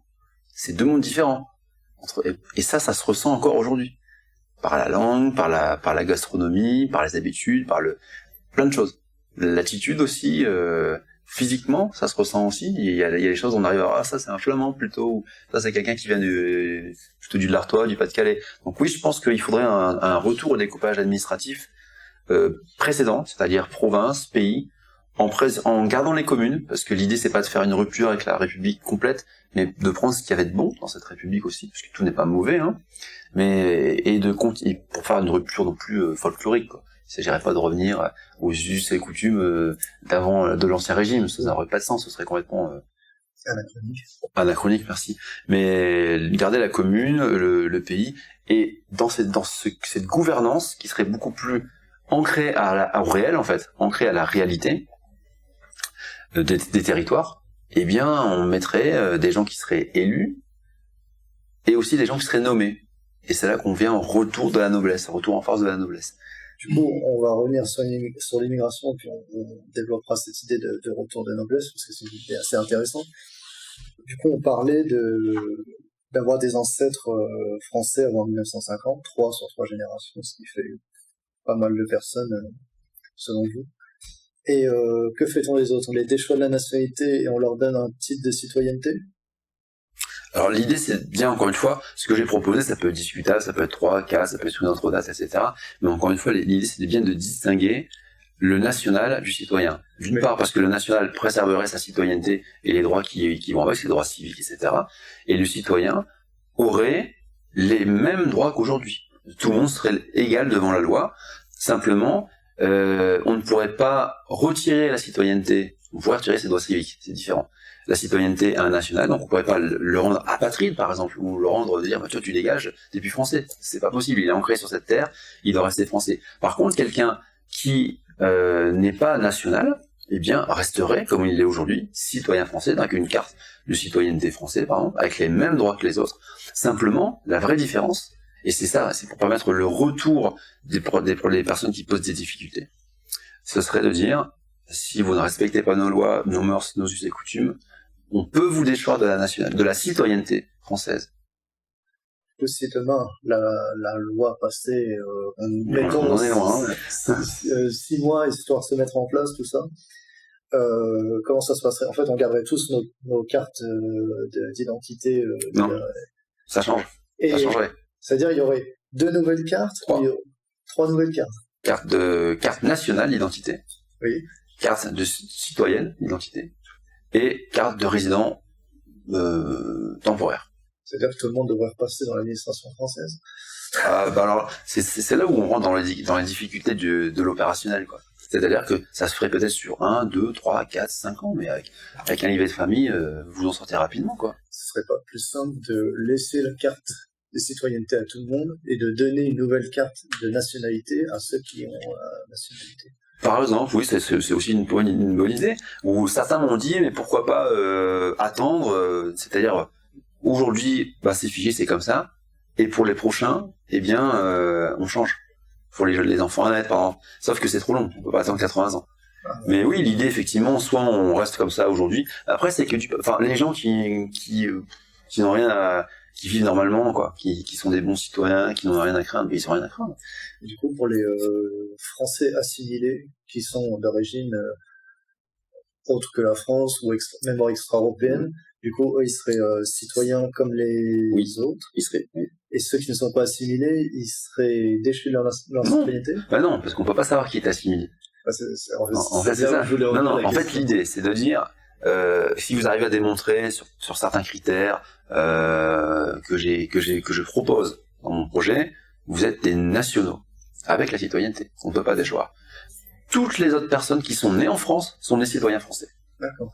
Ils restent citoyens français. Et vous réservez la déchéance de citoyenneté qu'à ceux qui... ceux qui devraient aujourd'hui déjà dégager.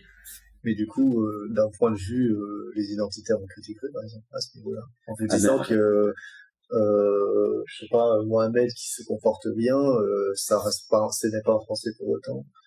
Il serait, justement, je pense que cette proposition, mais c'est vrai, c'est intéressant. Cette proposition-là permet de satisfaire. Mais oui, c'est ça. Mais je me suis fait aussi. Et je me suis dit, mais je pense que cette proposition-là pourrait satisfaire tout le monde, puisqu'on distinguerait vraiment un national d'un citoyen. Ça reste, au niveau juridique, il n'y a pas de différence. Mais au niveau symbolique, ça me paraît important. Pour pas que quelqu'un vienne en me disant, je suis aussi français que toi, alors que le gars parle à peine français, qu'il a depuis 2 ou 3 ans, et que par je ne sais quel miracle du mariage, il a réussi à devenir français, quoi. Ça m'est insupportable pour plein de raisons. Je pense qu'on a des millions à pas supporter ce genre de comportement. Par contre, pour tous les autres, il y aurait cette distinction national-citoyen, mais ça n'empêchera pas le citoyen français d'origine, je sais pas, maghrébine par exemple, qui s'assimile ou qui vit normalement, de rester puisqu'il est né en France. Ceux qui sont nés en France, ceux qui sont pas nés en France, c'est différent. C'est autre chose comme type de traitement administratif. Mais il resterait citoyen français. Avec néanmoins la possibilité, puisqu'il faut toujours des exceptions à la règle, de devenir national sous certaines conditions. Mais qui devraient être, disons qu'il y aurait ce serait vraiment compte-goutte, quoi. Mais avec cette ouverture. Cette possibilité quand même. Et quelle situation avez-vous imaginé pour avoir ce pont entre la citoyenneté et la nationalité? Un cas concret. Je l'ai écrit, mais je l'ai plus en tête. Mais en gros, il y a le sang versé. Ça c'est évident. Du coup, les harkis. Les harkis sont dedans. Il y a les légionnaires par exemple. Mais il y a d'autres cas aussi où, pour plein de raisons, on pourrait devenir national en étant déjà citoyen. Par exemple, ou des cas particuliers, quelqu'un qui est français de vieille souche mais qui est à l'étranger parce que ses parents étaient là à ce moment-là, c'est un vrai bordel administratif. Bon bah là il y a des exceptions qui seraient traitées au cas par cas en fait. On sait traiter au cas par cas toutes les demandes, il n'y a pas de souci. Ça, l'administration française, elle est excellente pour ça. D'ailleurs, avez-vous vraiment confiance à l'administration pour appliquer ces lois Aucun système, aucune organisation n'est parfaite, mais l'idée c'est d'apporter quand même cette distinction qui me paraît, et c'est pareil, j'en ai pas parlé de la statistique ethnique, mais en Angleterre ça existe. C'est comme ça qu'on sait très précisément combien il y a de personnes qui sont c'est comme ça que c'est indiqué, et c'est pour ça que nous on parle là un peu à bâton rompu, mais je sais qu'il y a plein de gens qui vont être choqués par ce qu'on se dit, mais en Angleterre, vous avez à Londres ou à Birmingham, on sait exactement combien il y a de Britanniques blancs, c'est comme ça, White British. C'est comme ça qu'ils le nomment dans les papiers officiels. Oui. Combien il y a de White British qui sont ou des blancs mais qui sont pas British, qui sont par exemple Scottish ou du pays de Wales, du pays de Galles, ou alors combien il y a de Pakistanais, combien il y a de gens qui viennent plutôt des pays africains, des pays de Colombie ou des blancs qui sont donc ça c'est des réalités que des pays anglo-saxons reconnaissent sans aucune difficulté et qui chez nous sont complètement nazi c'est nazi. Et c'est ça alors qu'ailleurs ça pose aucun type de difficulté. Ça permet de voir quelles sont les villes où de faire un coefficient de relation, si vous voulez, entre fort taux d'immigration et fort taux de criminalité. Ça peut arriver. Je sais qu'en France ça n'existe pas. C'est pas vrai. Mais ailleurs c'est vrai. C'est bizarre. Dans votre constitution, vous parlez du droit de l'État à la discrimination qui ne peut se baser sur des critères sexuels, politiques ou religieux. Sur quels critères voulez-vous que l'État discrimine? Et est-ce que ce ne serait pas dangereux de donner un pouvoir de discrimination à l'État En réalité, parfois je suis un petit peu provoque aussi, je le fais exprès. Oui, mais dans le fond, après c'est aussi ça, c'est aussi un petit peu la littérature, c'est que les gens puissent voir ce qu'ils ont envie de voir. Mais il existe déjà ce droit en France à la discrimination. Sauf qu'il va pas dans le bon sens. C'est la discrimination positive. Oui. C'est vous pouvez avoir cet emploi parce que vous êtes né dans un quartier. Alors on parlera pas d'origine, de race, d'ethnie, de nationalité, on parlera pas de tout ça. Mais on dira quartier sensible. Ne vous inquiétez pas que les recruteurs savent lire entre les lignes et donner la chance parce que ci, parce que ça. Donc elle existe déjà. Dans les médias on le voit aussi, enfin dans plein de domaines on le voit aussi. Ça pose des difficultés, c'est qu'aujourd'hui les gens qui sont d'origine étrangère, qui sont méritants, bah ça leur pose problème aussi. En disant mais moi je veux être reconnu pour mon travail, pour mes capacités, pour mes qualités, pas parce que je suis de telle origine. Pas pour l'histoire de quota. Pas pour une histoire de quota, pardon. Pareil pour les femmes, pareil pour tout, pour les conditions physiques, enfin par rapport à l'orientation sexuelle. Donc cette discrimination d'État existe déjà dans la loi. Simplement, moi, je fais de la provoque forcément, parce que les gens avec le prisme de compréhension qu'on nous a tous donné, ils vont le comprendre comme ça. Ça veut dire la discrimination, c'est quoi? C'est la sélection, c'est avoir le choix. Et discriminer quelqu'un parce qu'on a 100 CV. Toi, tu viens de tel quartier, t'es transsexuel par exemple, et t'es atteint d'un handicap, mais je m'en fous. Est-ce que t'es compétent? C'est ça mon choix de discrimination. Mon critère discriminant, c'est ça. Ta compétence et ta capacité à faire. Et je pourrais très bien dire aussi, à compétence égale, je préfère un national qu'un citoyen, par exemple. C'est aussi un choix de discriminer. Ce qui se fait inversement aujourd'hui. C'est l'inverse qui se passe aujourd'hui. Pas partout, pas tout le temps, on est d'accord. Mais globalement, c'est l'inverse qui se passe. Donc c'est redonner ce choix, mais de bon sens, à la discrimination, en disant moi ce qui m'intéresse, c'est d'avoir des gens compétents à tel poste, et prioritairement d'ailleurs, c'est pas nous la priorité nationale, des gens qui soient des nationaux. Plutôt que de donner de ce travail-là à quelqu'un qui va venir, qui a fait 10 000 bornes pour venir ici, toi là-bas, tu vas te remuer un peu les fesses, je vais te donner une formation, tu vas venir bosser. Parce qu'il faut aussi bouger. Les nôtres, faudra aussi un peu les bouger. Certains d'entre eux, il va falloir leur bouger un peu les fesses. Au début, on parlait d'instaurer un paradigme, une idéologie pour que les Français veuillent adhérer à ce projet, notamment du Retour du Roi, puisque vous a collé ce projet avec un Retour du Roi. Alors, il n'a pas fallu parler de priorité nationale ou l'idée, comme de parler de discrimination, l'idée, quelque part, d'essayer de choquer, de faire réagir. Alors, cette idée de priorité nationale, c'est une vieille thématique de droite, voire d'extrême droite. Mais c'est moins clivant que discrimination, ça je veux dire. Mais justement, pour moi, c'est tellement ça va plus. Enfin, j'ai essayé de l'appliquer, mais avec des mots qui vont être un peu plus radicaux, dans le sens étymologique du terme. Le retour à la racine. Retour à la racine. Et discrimination, qu'est-ce que ça veut dire? Parce qu'on en a fait une chose affreuse, sauf qu'on y a collé le mot positif. L'affirmative action aux États-Unis, on voit ce que ça donnait. On l'appelle l'affirmative black action maintenant. Ça fait longtemps. Hein. Et donc, ça veut dire quoi? Ça veut dire, eh bien oui, il peut y avoir une discrimination, mais une discrimination saine et logique. Je te discrimine parce que toi, t'es pas bon. T'es mauvais. Et ça, on le dit plus. Tout le monde est pareil. À l'école, tout le monde a un plus, un A ou un A-. Bientôt, je déconne, mais on en est presque là. Maintenant, ils mettent des smileys et même des lions. Ils mettent des petits lions. Des petits lions. Et j'en ai vu une proposition par rapport à l'attention. A, A+, et A-. Tout le monde a des A. Mais sauf que le mec, ils arrivent sur le marché du travail, ben, ils savent plus rien faire, quoi. Et c'est dramatique. C'est complètement dramatique. Donc cette discrimination, elle serait de cet ordre-là, quoi. Du logique, du bon sens, du retour à la racine, du retour aux sources. Du coup, il y a un parti pris littéraire de redonner le sens au mot. Ah bah oui, forcément. Écrivain, forcément.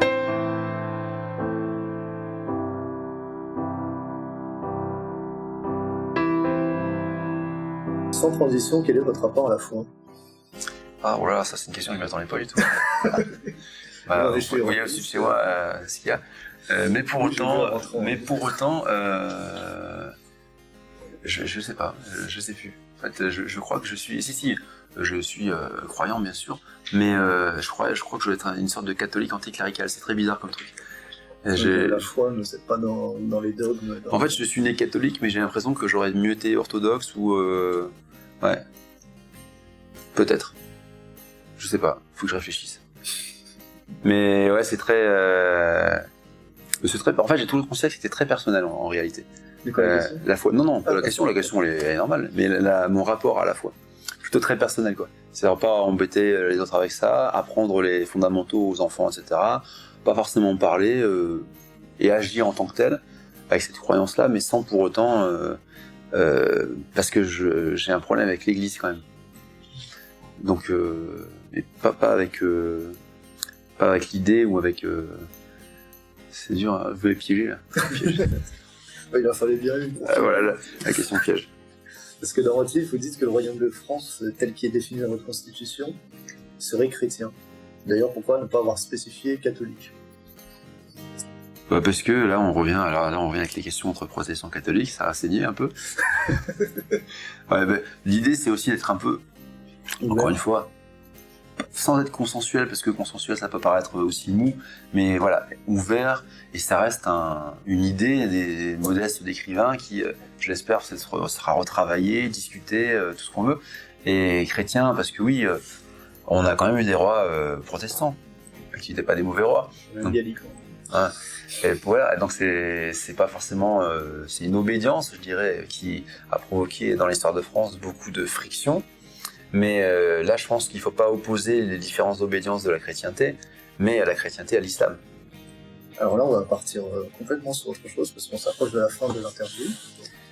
Dans votre livre, vous parlez d'IA, entre autres sujets, mais j'ai trouvé ça intéressant de l'évoquer. Vous parlez d'IA, et selon vous, quelle place va prendre l'IA, l'intelligence artificielle, excusez-moi, à l'avenir, d'un point de vue sociétal, politique ou autre?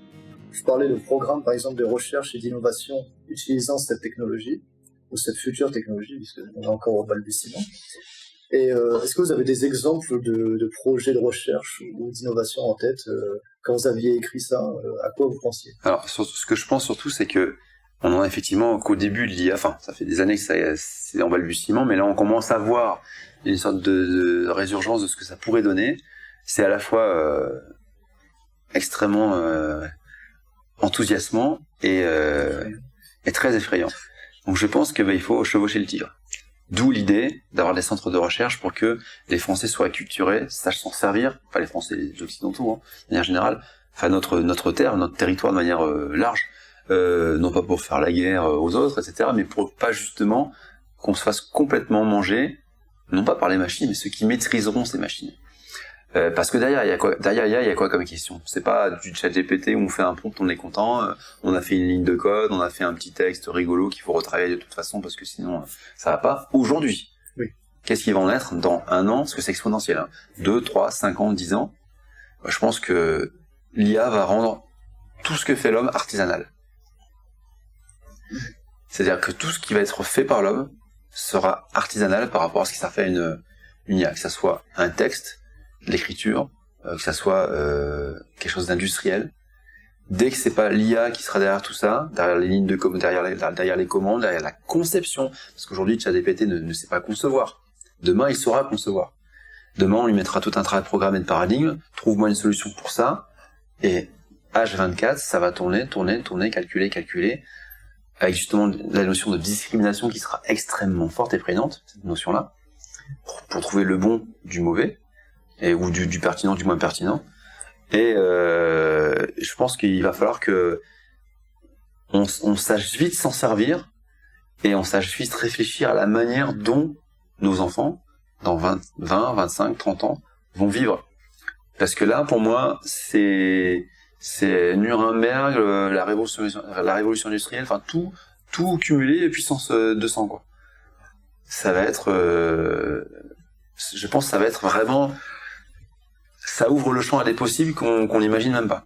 Mais vous parliez que la France devienne un pôle mondial de l'intelligence artificielle, des choses comme ça. Un leader. C'est ça, dans l'idée de chevaucher le tigre, c'est-à-dire de maîtriser le plus possible cette technologie, parce que va-t-il se passer? On est soumis. Ah ben oui, on est dans un monde forcément où celui qui ce sera bien. Là, on a des armes de dissuasion massive, c'est la bombe nucléaire, l'arme atomique. L'intelligence artificielle, c'est bien pire que ça. C'est pas pour dissuader. Ce sera une arme de persuasion massive, une arme de contrôle, de tout, absolument tout, de contrôle, d'automatisation et de substitution. Donc ces trois-là, contrôle, automatisation et substitution. Si on n'arrive pas à s'adapter vite, d'une part en chevauchant le tigre, en ayant aussi des contre-IA, parce qu'en fonction de ce qui peut se passer, il va falloir avoir un système automatisé qui arrive à contrer des ordres, contrer des choses malveillantes par exemple, ou alors pouvoir inventer, automatiser.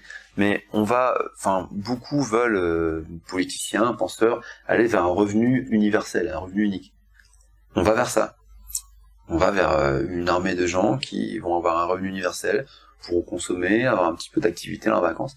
Et on va dire, 5% de la population auront un rôle de prompteur, par exemple, de contrôle d'IA, de concepteur.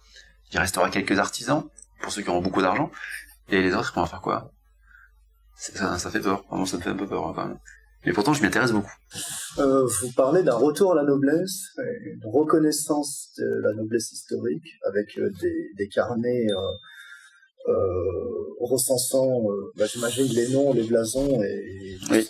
Savoir peut-être qui existent déjà, mais qui seraient officiels cette fois-ci. D'accord, voilà, le rendre officiel, du coup.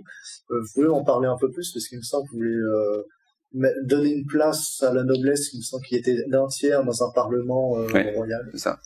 Alors, l'idée, on parle beaucoup de réparation morale, de peuples qui ont souffert, de catégories d'individus qui ont souffert, etc. Mais on peut reprocher des choses à la noblesse. Pendant des années, il y a eu, c'est vrai, des iniquités, mais la société française était construite ainsi. Sauf que, alors je suis un roturier 100%. J'ai fait mon arbre généalogique, il doit y avoir que du paysan, et peut-être un chaudronnier, ou voilà. Mais donc, alors je fais une petite parenthèse, mais qui me paraît importante. Quand je fais des propositions nationales, citoyennes, etc., moi-même, je me suis dit, tiens, est-ce que je rentre dans le truc, quoi? Bon, oui, je rentre. Mais j'y ai pas pensé tout de suite. J'ai dit, je verrai ça après. Et là, pareil, le truc la proposition autour de la noblesse, j'ai rien à y gagner. Genre, absolument rien. Donc c'est ça. L'assimilation, c'est un abandon de soi. Nous, voilà, on arrive dans un pays, on y est né, mais si on a 50 parents de lignées différentes, et on s'abandonne, et c'est la génération d'après et d'encore après qui sera nationale peut-être. Mais l'assimilation, c'est un abandon de soi. Bon, je ferme la parenthèse, mais c'est pour dire que j'ai aucun intérêt dans cette proposition-là. Mais je considère que il va falloir, ça fait partie aussi de la restauration. On peut pas faire la restauration d'un roi sans restaurer la noblesse. Et comment restaurer la noblesse? Je pense qu'il faut lui redonner une existence officielle, une reconnaissance des torts, qu'elle a subi, parce que il n'y a pas que l'épisode de l'expatriation, des expatriés, des exilés, des expatriés, il y a tout un tas de choses à dire. Et puis leur donner un rôle dans la vie sociale du pays. Et donc l'idée, ce serait à la tête de chaque entité, qu'elle soit nationale ou provinciale ou d'un pays, il y aurait une chambre avec alors, je rentre pas dans le détail parce qu'en fonction du périmètre, il y a plus ou moins d'importance. Mais en gros, ça serait du tiers à la moitié qui serait nommé par le roi, soit directement, soit via le responsable de la province, etc. Ça répond aussi aux grands ordres de la noblesse qui sont intimement liés à leur rang territorial. Et pas de distinction forcément entre la noblesse de robe, la noblesse de sang, etc. Ce serait nommé par le roi parmi la noblesse ou parmi tous, alors, y compris la noblesse du coup. Disons, prenons une province, il y aurait la moitié des représentants de cette province qui seraient élus par le peuple, hein, et l'autre moitié serait donc bicaméral comme fonctionnement, qui serait, ou le tiers, ça dépend, mais tiers-moitié, enfin ça dépend des structures, mais qui serait nommé, ça répondrait à, c'est un duché si c'est au niveau de la province par exemple, ou alors les baronnies, etc. Ça correspondrait à peu près à leur rang de territorial. Ouais. Ok. Avant d'attaquer les questions détente et les questions Telegram, je voulais juste vous demander si y avait un sujet que vous auriez voulu parler mais qu'on n'a pas effleuré pendant cet entretien. Un sujet... Ouais, il y a plein de choses qui me viennent en tête. Non, juste que bon, pour ceux qui me suivent ceux qui me découvrent, j'écris des essais, mais surtout en fait beaucoup de littérature, beaucoup de nouvelles, textes courts, et peut-être une annonce dans ce cas-là. J'ai encore pas mal d'idées de livres à sortir, et j'arrête d'en avoir des nouvelles, et je voudrais me lancer dans l'écriture d'un roman, ce qui serait une belle aventure parce que je suis très format court. Et le roman, il va falloir que je travaille beaucoup, un peu plus sur les longueurs aussi. Donc voilà, ça pourrait être un projet que je mènerai l'année prochaine. D'accord. C'est vrai que pour ceux qui connaissent pas votre travail, vous avez fait plusieurs recueils de nouvelles.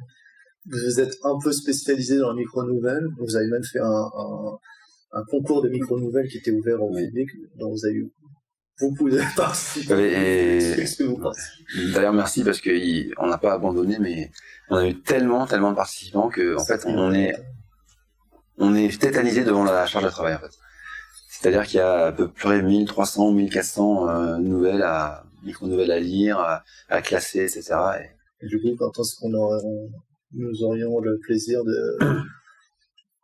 On essaie de le faire pour la fin de l'année. Okay. On essaie, mais encore une fois, chacun ayant ses propres occupations, c'est très compliqué. Mais voilà, c'est un projet que je veux faire aboutir quand même. Du coup, pour ce qui est des questions Telegram, alors je vais commencer avec la question de vivre ou survivre. Je crois que c'est quelqu'un qui vous suit beaucoup aussi, c'est un pseudo que je revois souvent sur Telegram. Il disait « Bonjour à tous, je me suis procuré le livre de Grégory Rose, dont je salue l'initiative et d'avoir fait le constat de l'origine des mots de notre pays, en grande partie qui était le régime républicain. J'ai donc lu ces différents articles de Constitution, et l'un d'eux m'a interpellé, pourquoi rétablir la noblesse de l'époque, et pourquoi les indemniser, sachant qu'ils ont été acteurs de la chute de la royauté à partir des guerres de religion, passant par la Fronde et la Révolution. S'il doit y avoir une constitution dont le roi serait le garant, et qu'aucun élu aurait pouvoir de changement, celle-ci n'a donc plus d'utilité ? Non, d'intérêt oui. Et donc inutile. Eh bien, aujourd'hui, pour moi, la révolution, c'est ça, c'est la noblesse a été remplacée par la bourgeoisie, mais avec peut-être beaucoup plus de liberté, beaucoup plus libertaire aussi, donc avec moins de codification, ou presque quasiment pas de codification. La grande bourgeoisie a eu sa propre codification, c'est venu avec le temps. Certains étaient d'ailleurs elle a eu cette codification en limitant la noblesse, certains aspects de la noblesse. Mais pour moi, le fait de redonner une existence à la noblesse, c'est surtout revenir dans cette idée de permanence et de revenir à cette idée de révolution. Ça veut pas dire on reprend les choses où elles s'étaient arrêtées. Ça veut dire que depuis, s'est passé plein de choses. Faut les prendre en considération pour certaines d'entre elles. Ce qui n'a pas marché, on abandonne. Mais la noblesse, c'est quand même une longue lignée, pas que issue de la chevalerie, mais quand même avec le sens de l'honneur au début. Enfin, c'est ces idées-là que je voudrais remettre au bout du jour. Et c'est aussi pour moi un exemple de persistance, de persévérance, de résilience. J'aime pas trop ce mot-là qui est un peu trop à la mode, mais le sens du mot résilience, c'est ça. C'est-à-dire comment réussir à subsister, à se maintenir à flot malgré toutes les vicissitudes, tout ce qui a pu être vécu. Et c'est encore beaucoup dans les rangs de la noblesse qu'on trouve encore des grands généraux. Il y avait quand même beaucoup de gens qui sortent de ces rangs-là.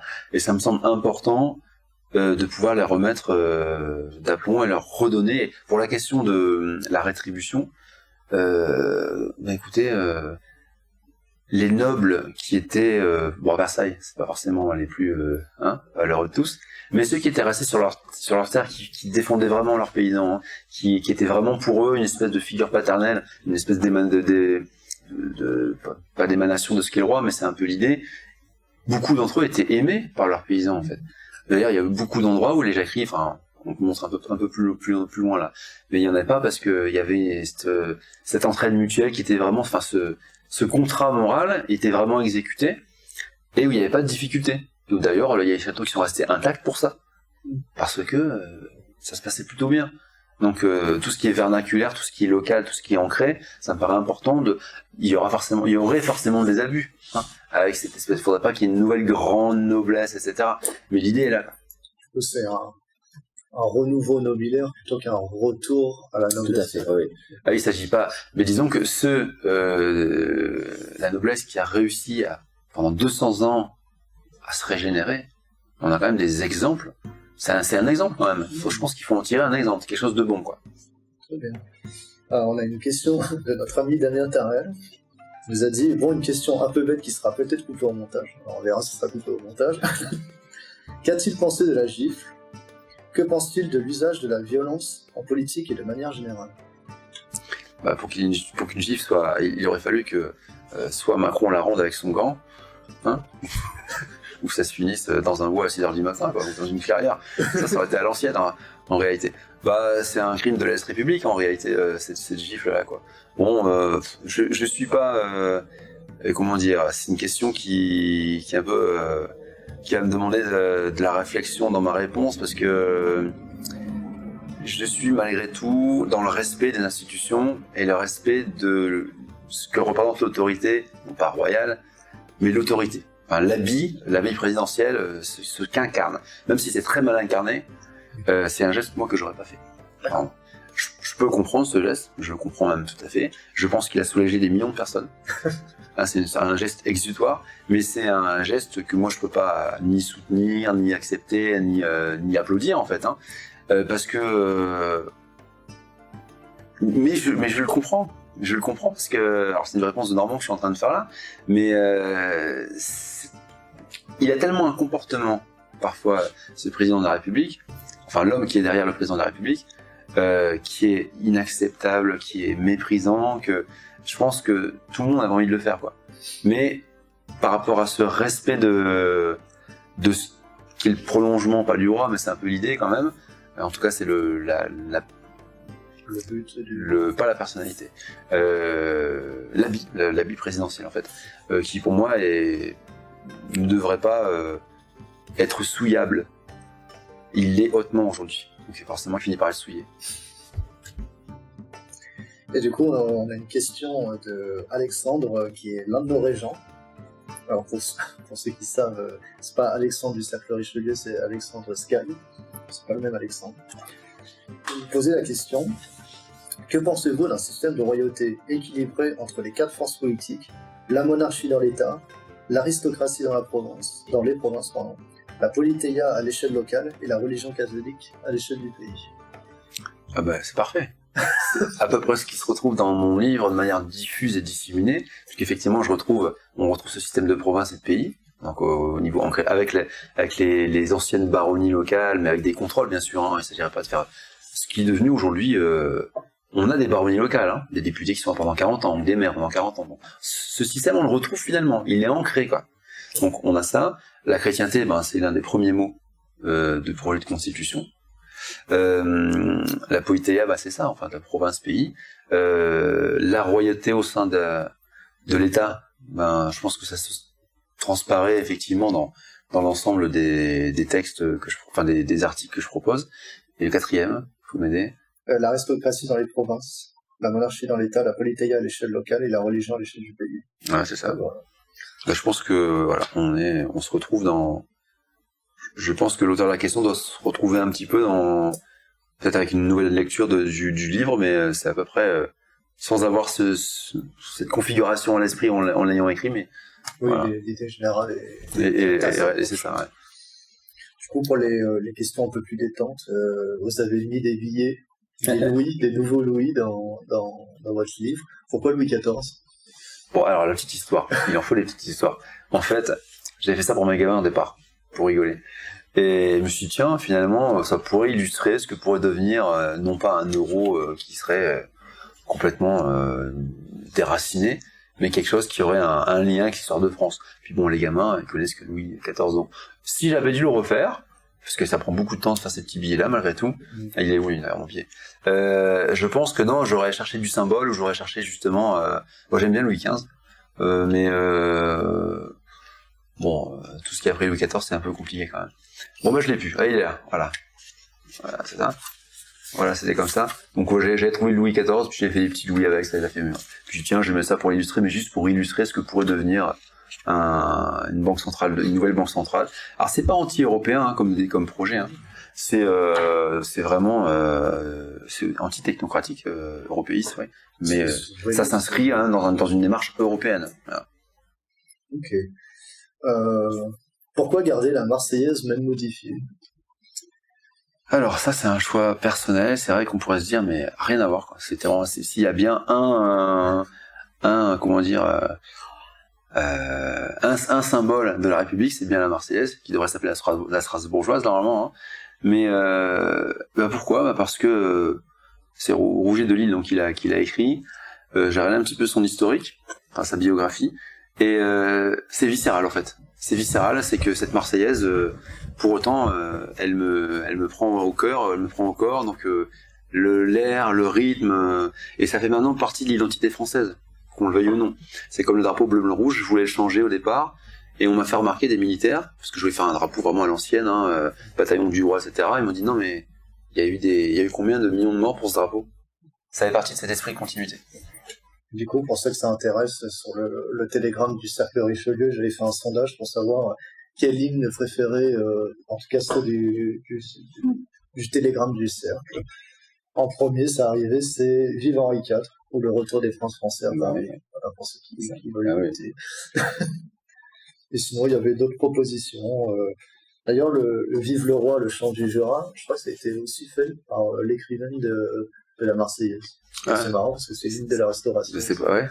Comme quoi, ça je savais pas. Du coup, pour finir, votre roi préféré, pourquoi? Et au contraire, le roi que vous aimez le moins, et pourquoi? Alors, je me suis rendu compte justement que j'avais des carences en connaissances et je me suis acheté un très vieux livre sur l'histoire de France qui va me permettre de justement revoir toutes les... Alors, c'est Philippe le Bel, je crois. Donc j'avais lu sa biographie. Vous préférez ou vous aimez le moins? Alors je crois que c'est lui, faut pas que je me trompe, mais qui avait eu une vie assez incroyable et qui était à l'origine de pas mal d'inventions institutionnelles qui perdurent encore aujourd'hui. C'est peut-être pas lui, c'est possible, mais il est surtout très connu pour avoir éradiqué les Templiers. Ouais, bon en même temps. Après j'aime beaucoup aussi comme je disais Louis XV. Parce que j'avais beaucoup lu aussi sur lui. Je me suis dit comment régner après Louis XIV, avec un roi comme Louis XIV. Comment régner après une étoile, enfin un soleil. On ne peut être qu'une étoile filante, et finalement j'avais trouvé que dans son règne, il y avait eu des choses qui n'étaient pas si délirantes que ça, et qui ont permis quand même un certain maintien. Louis XVI, je pense que c'est aussi conjoncturel. Louis XVI, 200 ans avant, ça aurait donné ce que ça aurait donné. On a déjà eu des rois feignants, ou des rois complètement... Il y avait derrière des systèmes qui fonctionnaient bien, qui permettaient de faire un système de régence, par exemple, ou de substitution. Là, ça n'a pas pu fonctionner. Et celui que j'aime le moins, aucune idée. Là, il faut que je lise plus. Vous plongerez je plongerai dans la lecture, là. Voilà. Du coup, pouvez-vous nous dire où on pourrait se procurer votre livre? Alors, il y a deux solutions. Alors celui-ci, pour l'instant, il est que sur Amazon. J'ai voulu le faire assez rapidement. Sinon, vous pouvez m'envoyer soit via Telegram, soit par mail, contact@gregory-rose.fr. Et puis je vous l'enverrai dédicacé. Il coûte 5 €, je sais pas, avec les frais de port. Les frais de port vont quasiment être aussi chers que le bouquin en fait. Le mieux vraiment, c'est sur Amazon. Je sais qu'il y en a qui n'aiment pas. Sinon, je serai en dédicace le 23 septembre avec La Furia, puisque je participe. J'écris des nouvelles pour La Furia, donc tous les trimestres. Certainement aussi chez Livre Noir. Et voilà, je sais pas quand, ailleurs peut-être, mais ça, vous pouvez voir sur mon Telegram, où je suis assez actif, sauf pendant l'été. Comme je l'ai déjà dit, mais je le redis, vous avez beaucoup de production, une production assez prolifique. Du coup, tout ça, on peut retrouver ça sur votre site. Oui. Que ce soit les recueils de nouvelles, les essais. Je crois pas que vous avez fait de pamphlet. Mais, non. Et votre futur roman. Ouais, je suis en train d'écrire un livre d'une élégie sur mon village d'origine là. Et puis des églogues, ces petits poèmes un peu bucoliques. D'ailleurs, quelque chose qui pourrait beaucoup intéresser aussi les auditeurs du cercle, vous avez écrit un livre pour une ville qui est pas loin de là où vous habitez, Digne, que vous avez appelé Rêver Digne, qui est des propositions locales pour développer une ville de taille moyenne qui ne s'applique pas forcément à Digne, mais qui pourrait s'appliquer à d'autres... Ouais. Alors s'il me rappelle, en fait il va sortir certainement en septembre, parce qu'il faut que je finisse la lecture et la relecture et la relecture du livre. Mais oui, c'est ça va pouvoir permettre à n'importe quelle personne dans une petite ville, même un gros village, une ville moyenne, moins une grande ville, d'avoir des idées, parce que 30% c'est très local, mais une grande partie ça peut se faire un peu partout, pour agir très concrètement, soit alors vous prenez une idée qui vous plaît, vous faites une association, vous écrivez au député du coin, au maire du coin, ou une association du coin, pour faire bouger les choses dans votre ville, de manière positive. C'est très intéressant. Ouais. Et même pas politique en fait, c'est assez culturel. C'est éminemment politique. Tout le monde, alors que là c'est éminemment politique, mais alors là le Rêver Digne c'est pas du tout politique. Au contraire, je vais l'envoyer, je pense, à toutes les têtes de liste politiques ici, pour dire voilà, faites ce que vous voulez. Oui, parce qu'il faut le rappeler que vous gagnez pas beaucoup d'argent sur... vous ne faites pas beaucoup de marge sur vos livres. Le Retour du Roi, par exemple, il a un très bas coût comparé aux autres. Je sais pas, j'ai 25 centimes dessus, mais je m'en fous. Ça, c'est volontaire. Il y a des livres que je vais mettre à un prix à peu près normal, et d'autres que je veux diffuser au maximum, donc je le mets au prix le moins cher possible, pour que les gens se disent, bon allez, 5 €, je fais pas grand chose à perdre, je le prends, puis on verra. Et voilà, je suis d'abord un militant, quoi, des idées aussi, même de la littérature, mais je veux que les gens se disent pas, voilà, je préfère vendre 100 bouquins à 5 € que, il faut que je fasse du calcul là, 10 bouquins à 50 €, vraiment. Du coup, pour conclure, est-ce que vous avez des conseils de lecture pour soit approfondir ce sujet, ou soit des livres que vous avez envie de proposer Ça peut partir dans tous les sens, mais là on en a parlé un truc dans la thématique. Bon, Bainville, forcément, faut le lire, ça c'est évident. Son histoire de France, elle est vraiment, et quand on se remet dans le contexte, on voit que, par exemple, Michelet, c'est pas tout à fait la même chose, il y avait pire quand même, mais on voit que c'est l'un des rares à critiquer Napoléon, à avoir un regard critique sur Napoléon, par exemple. Et c'est assez intéressant, moi qui aime beaucoup Napoléon, de voir que voilà, ces côtés-là, on n'en parle jamais. Et c'est vraiment intéressant de voir ça. Et non, c'est Quetel, quoi, Croix ou meurt, un livre sur une contre-histoire de la Révolution française. Je le cite assez souvent celui-ci, mais vraiment, il s'y prête bien, parce que c'est un livre qui m'a vraiment marqué. Et d'ailleurs, ça m'a inspiré une nouvelle qu'on a dans mon dernier recueil de nouvelles sur les guerres de Vendée, où je m'imagine dans l'esprit de quelqu'un qui est un peu chassé, qui fait des prières à l'extérieur, un peu loin, dans les villages lointains, du côté de Nantes, là-bas, et qui se fait rattraper. Et là, voilà. Merci beaucoup. Merci à vous. De prêter à cet exercice d'entretien qui a été un peu long, mais je pense intéressant. Et merci aux auditeurs de nous avoir suivis. Merci à vous d'être venus jusqu'ici pour poser toutes ces questions, et j'espère que ça éclairera davantage ma démarche sur ce livre-là, et puis sur les autres production que j'ai ou que je pourrais avoir à l'avenir. Et puis n'hésitez pas à me rejoindre sur mon Telegram. Les autres on évite, Twitter, Facebook, c'est mon compte a encore sauté, LinkedIn pareil. Donc il n'y a plus que Telegram et YouTube en fait. Du coup, aimez, partagez, abonnez-vous au Cercle Richelieu, soyez français, soyez catholique, et vive le roi.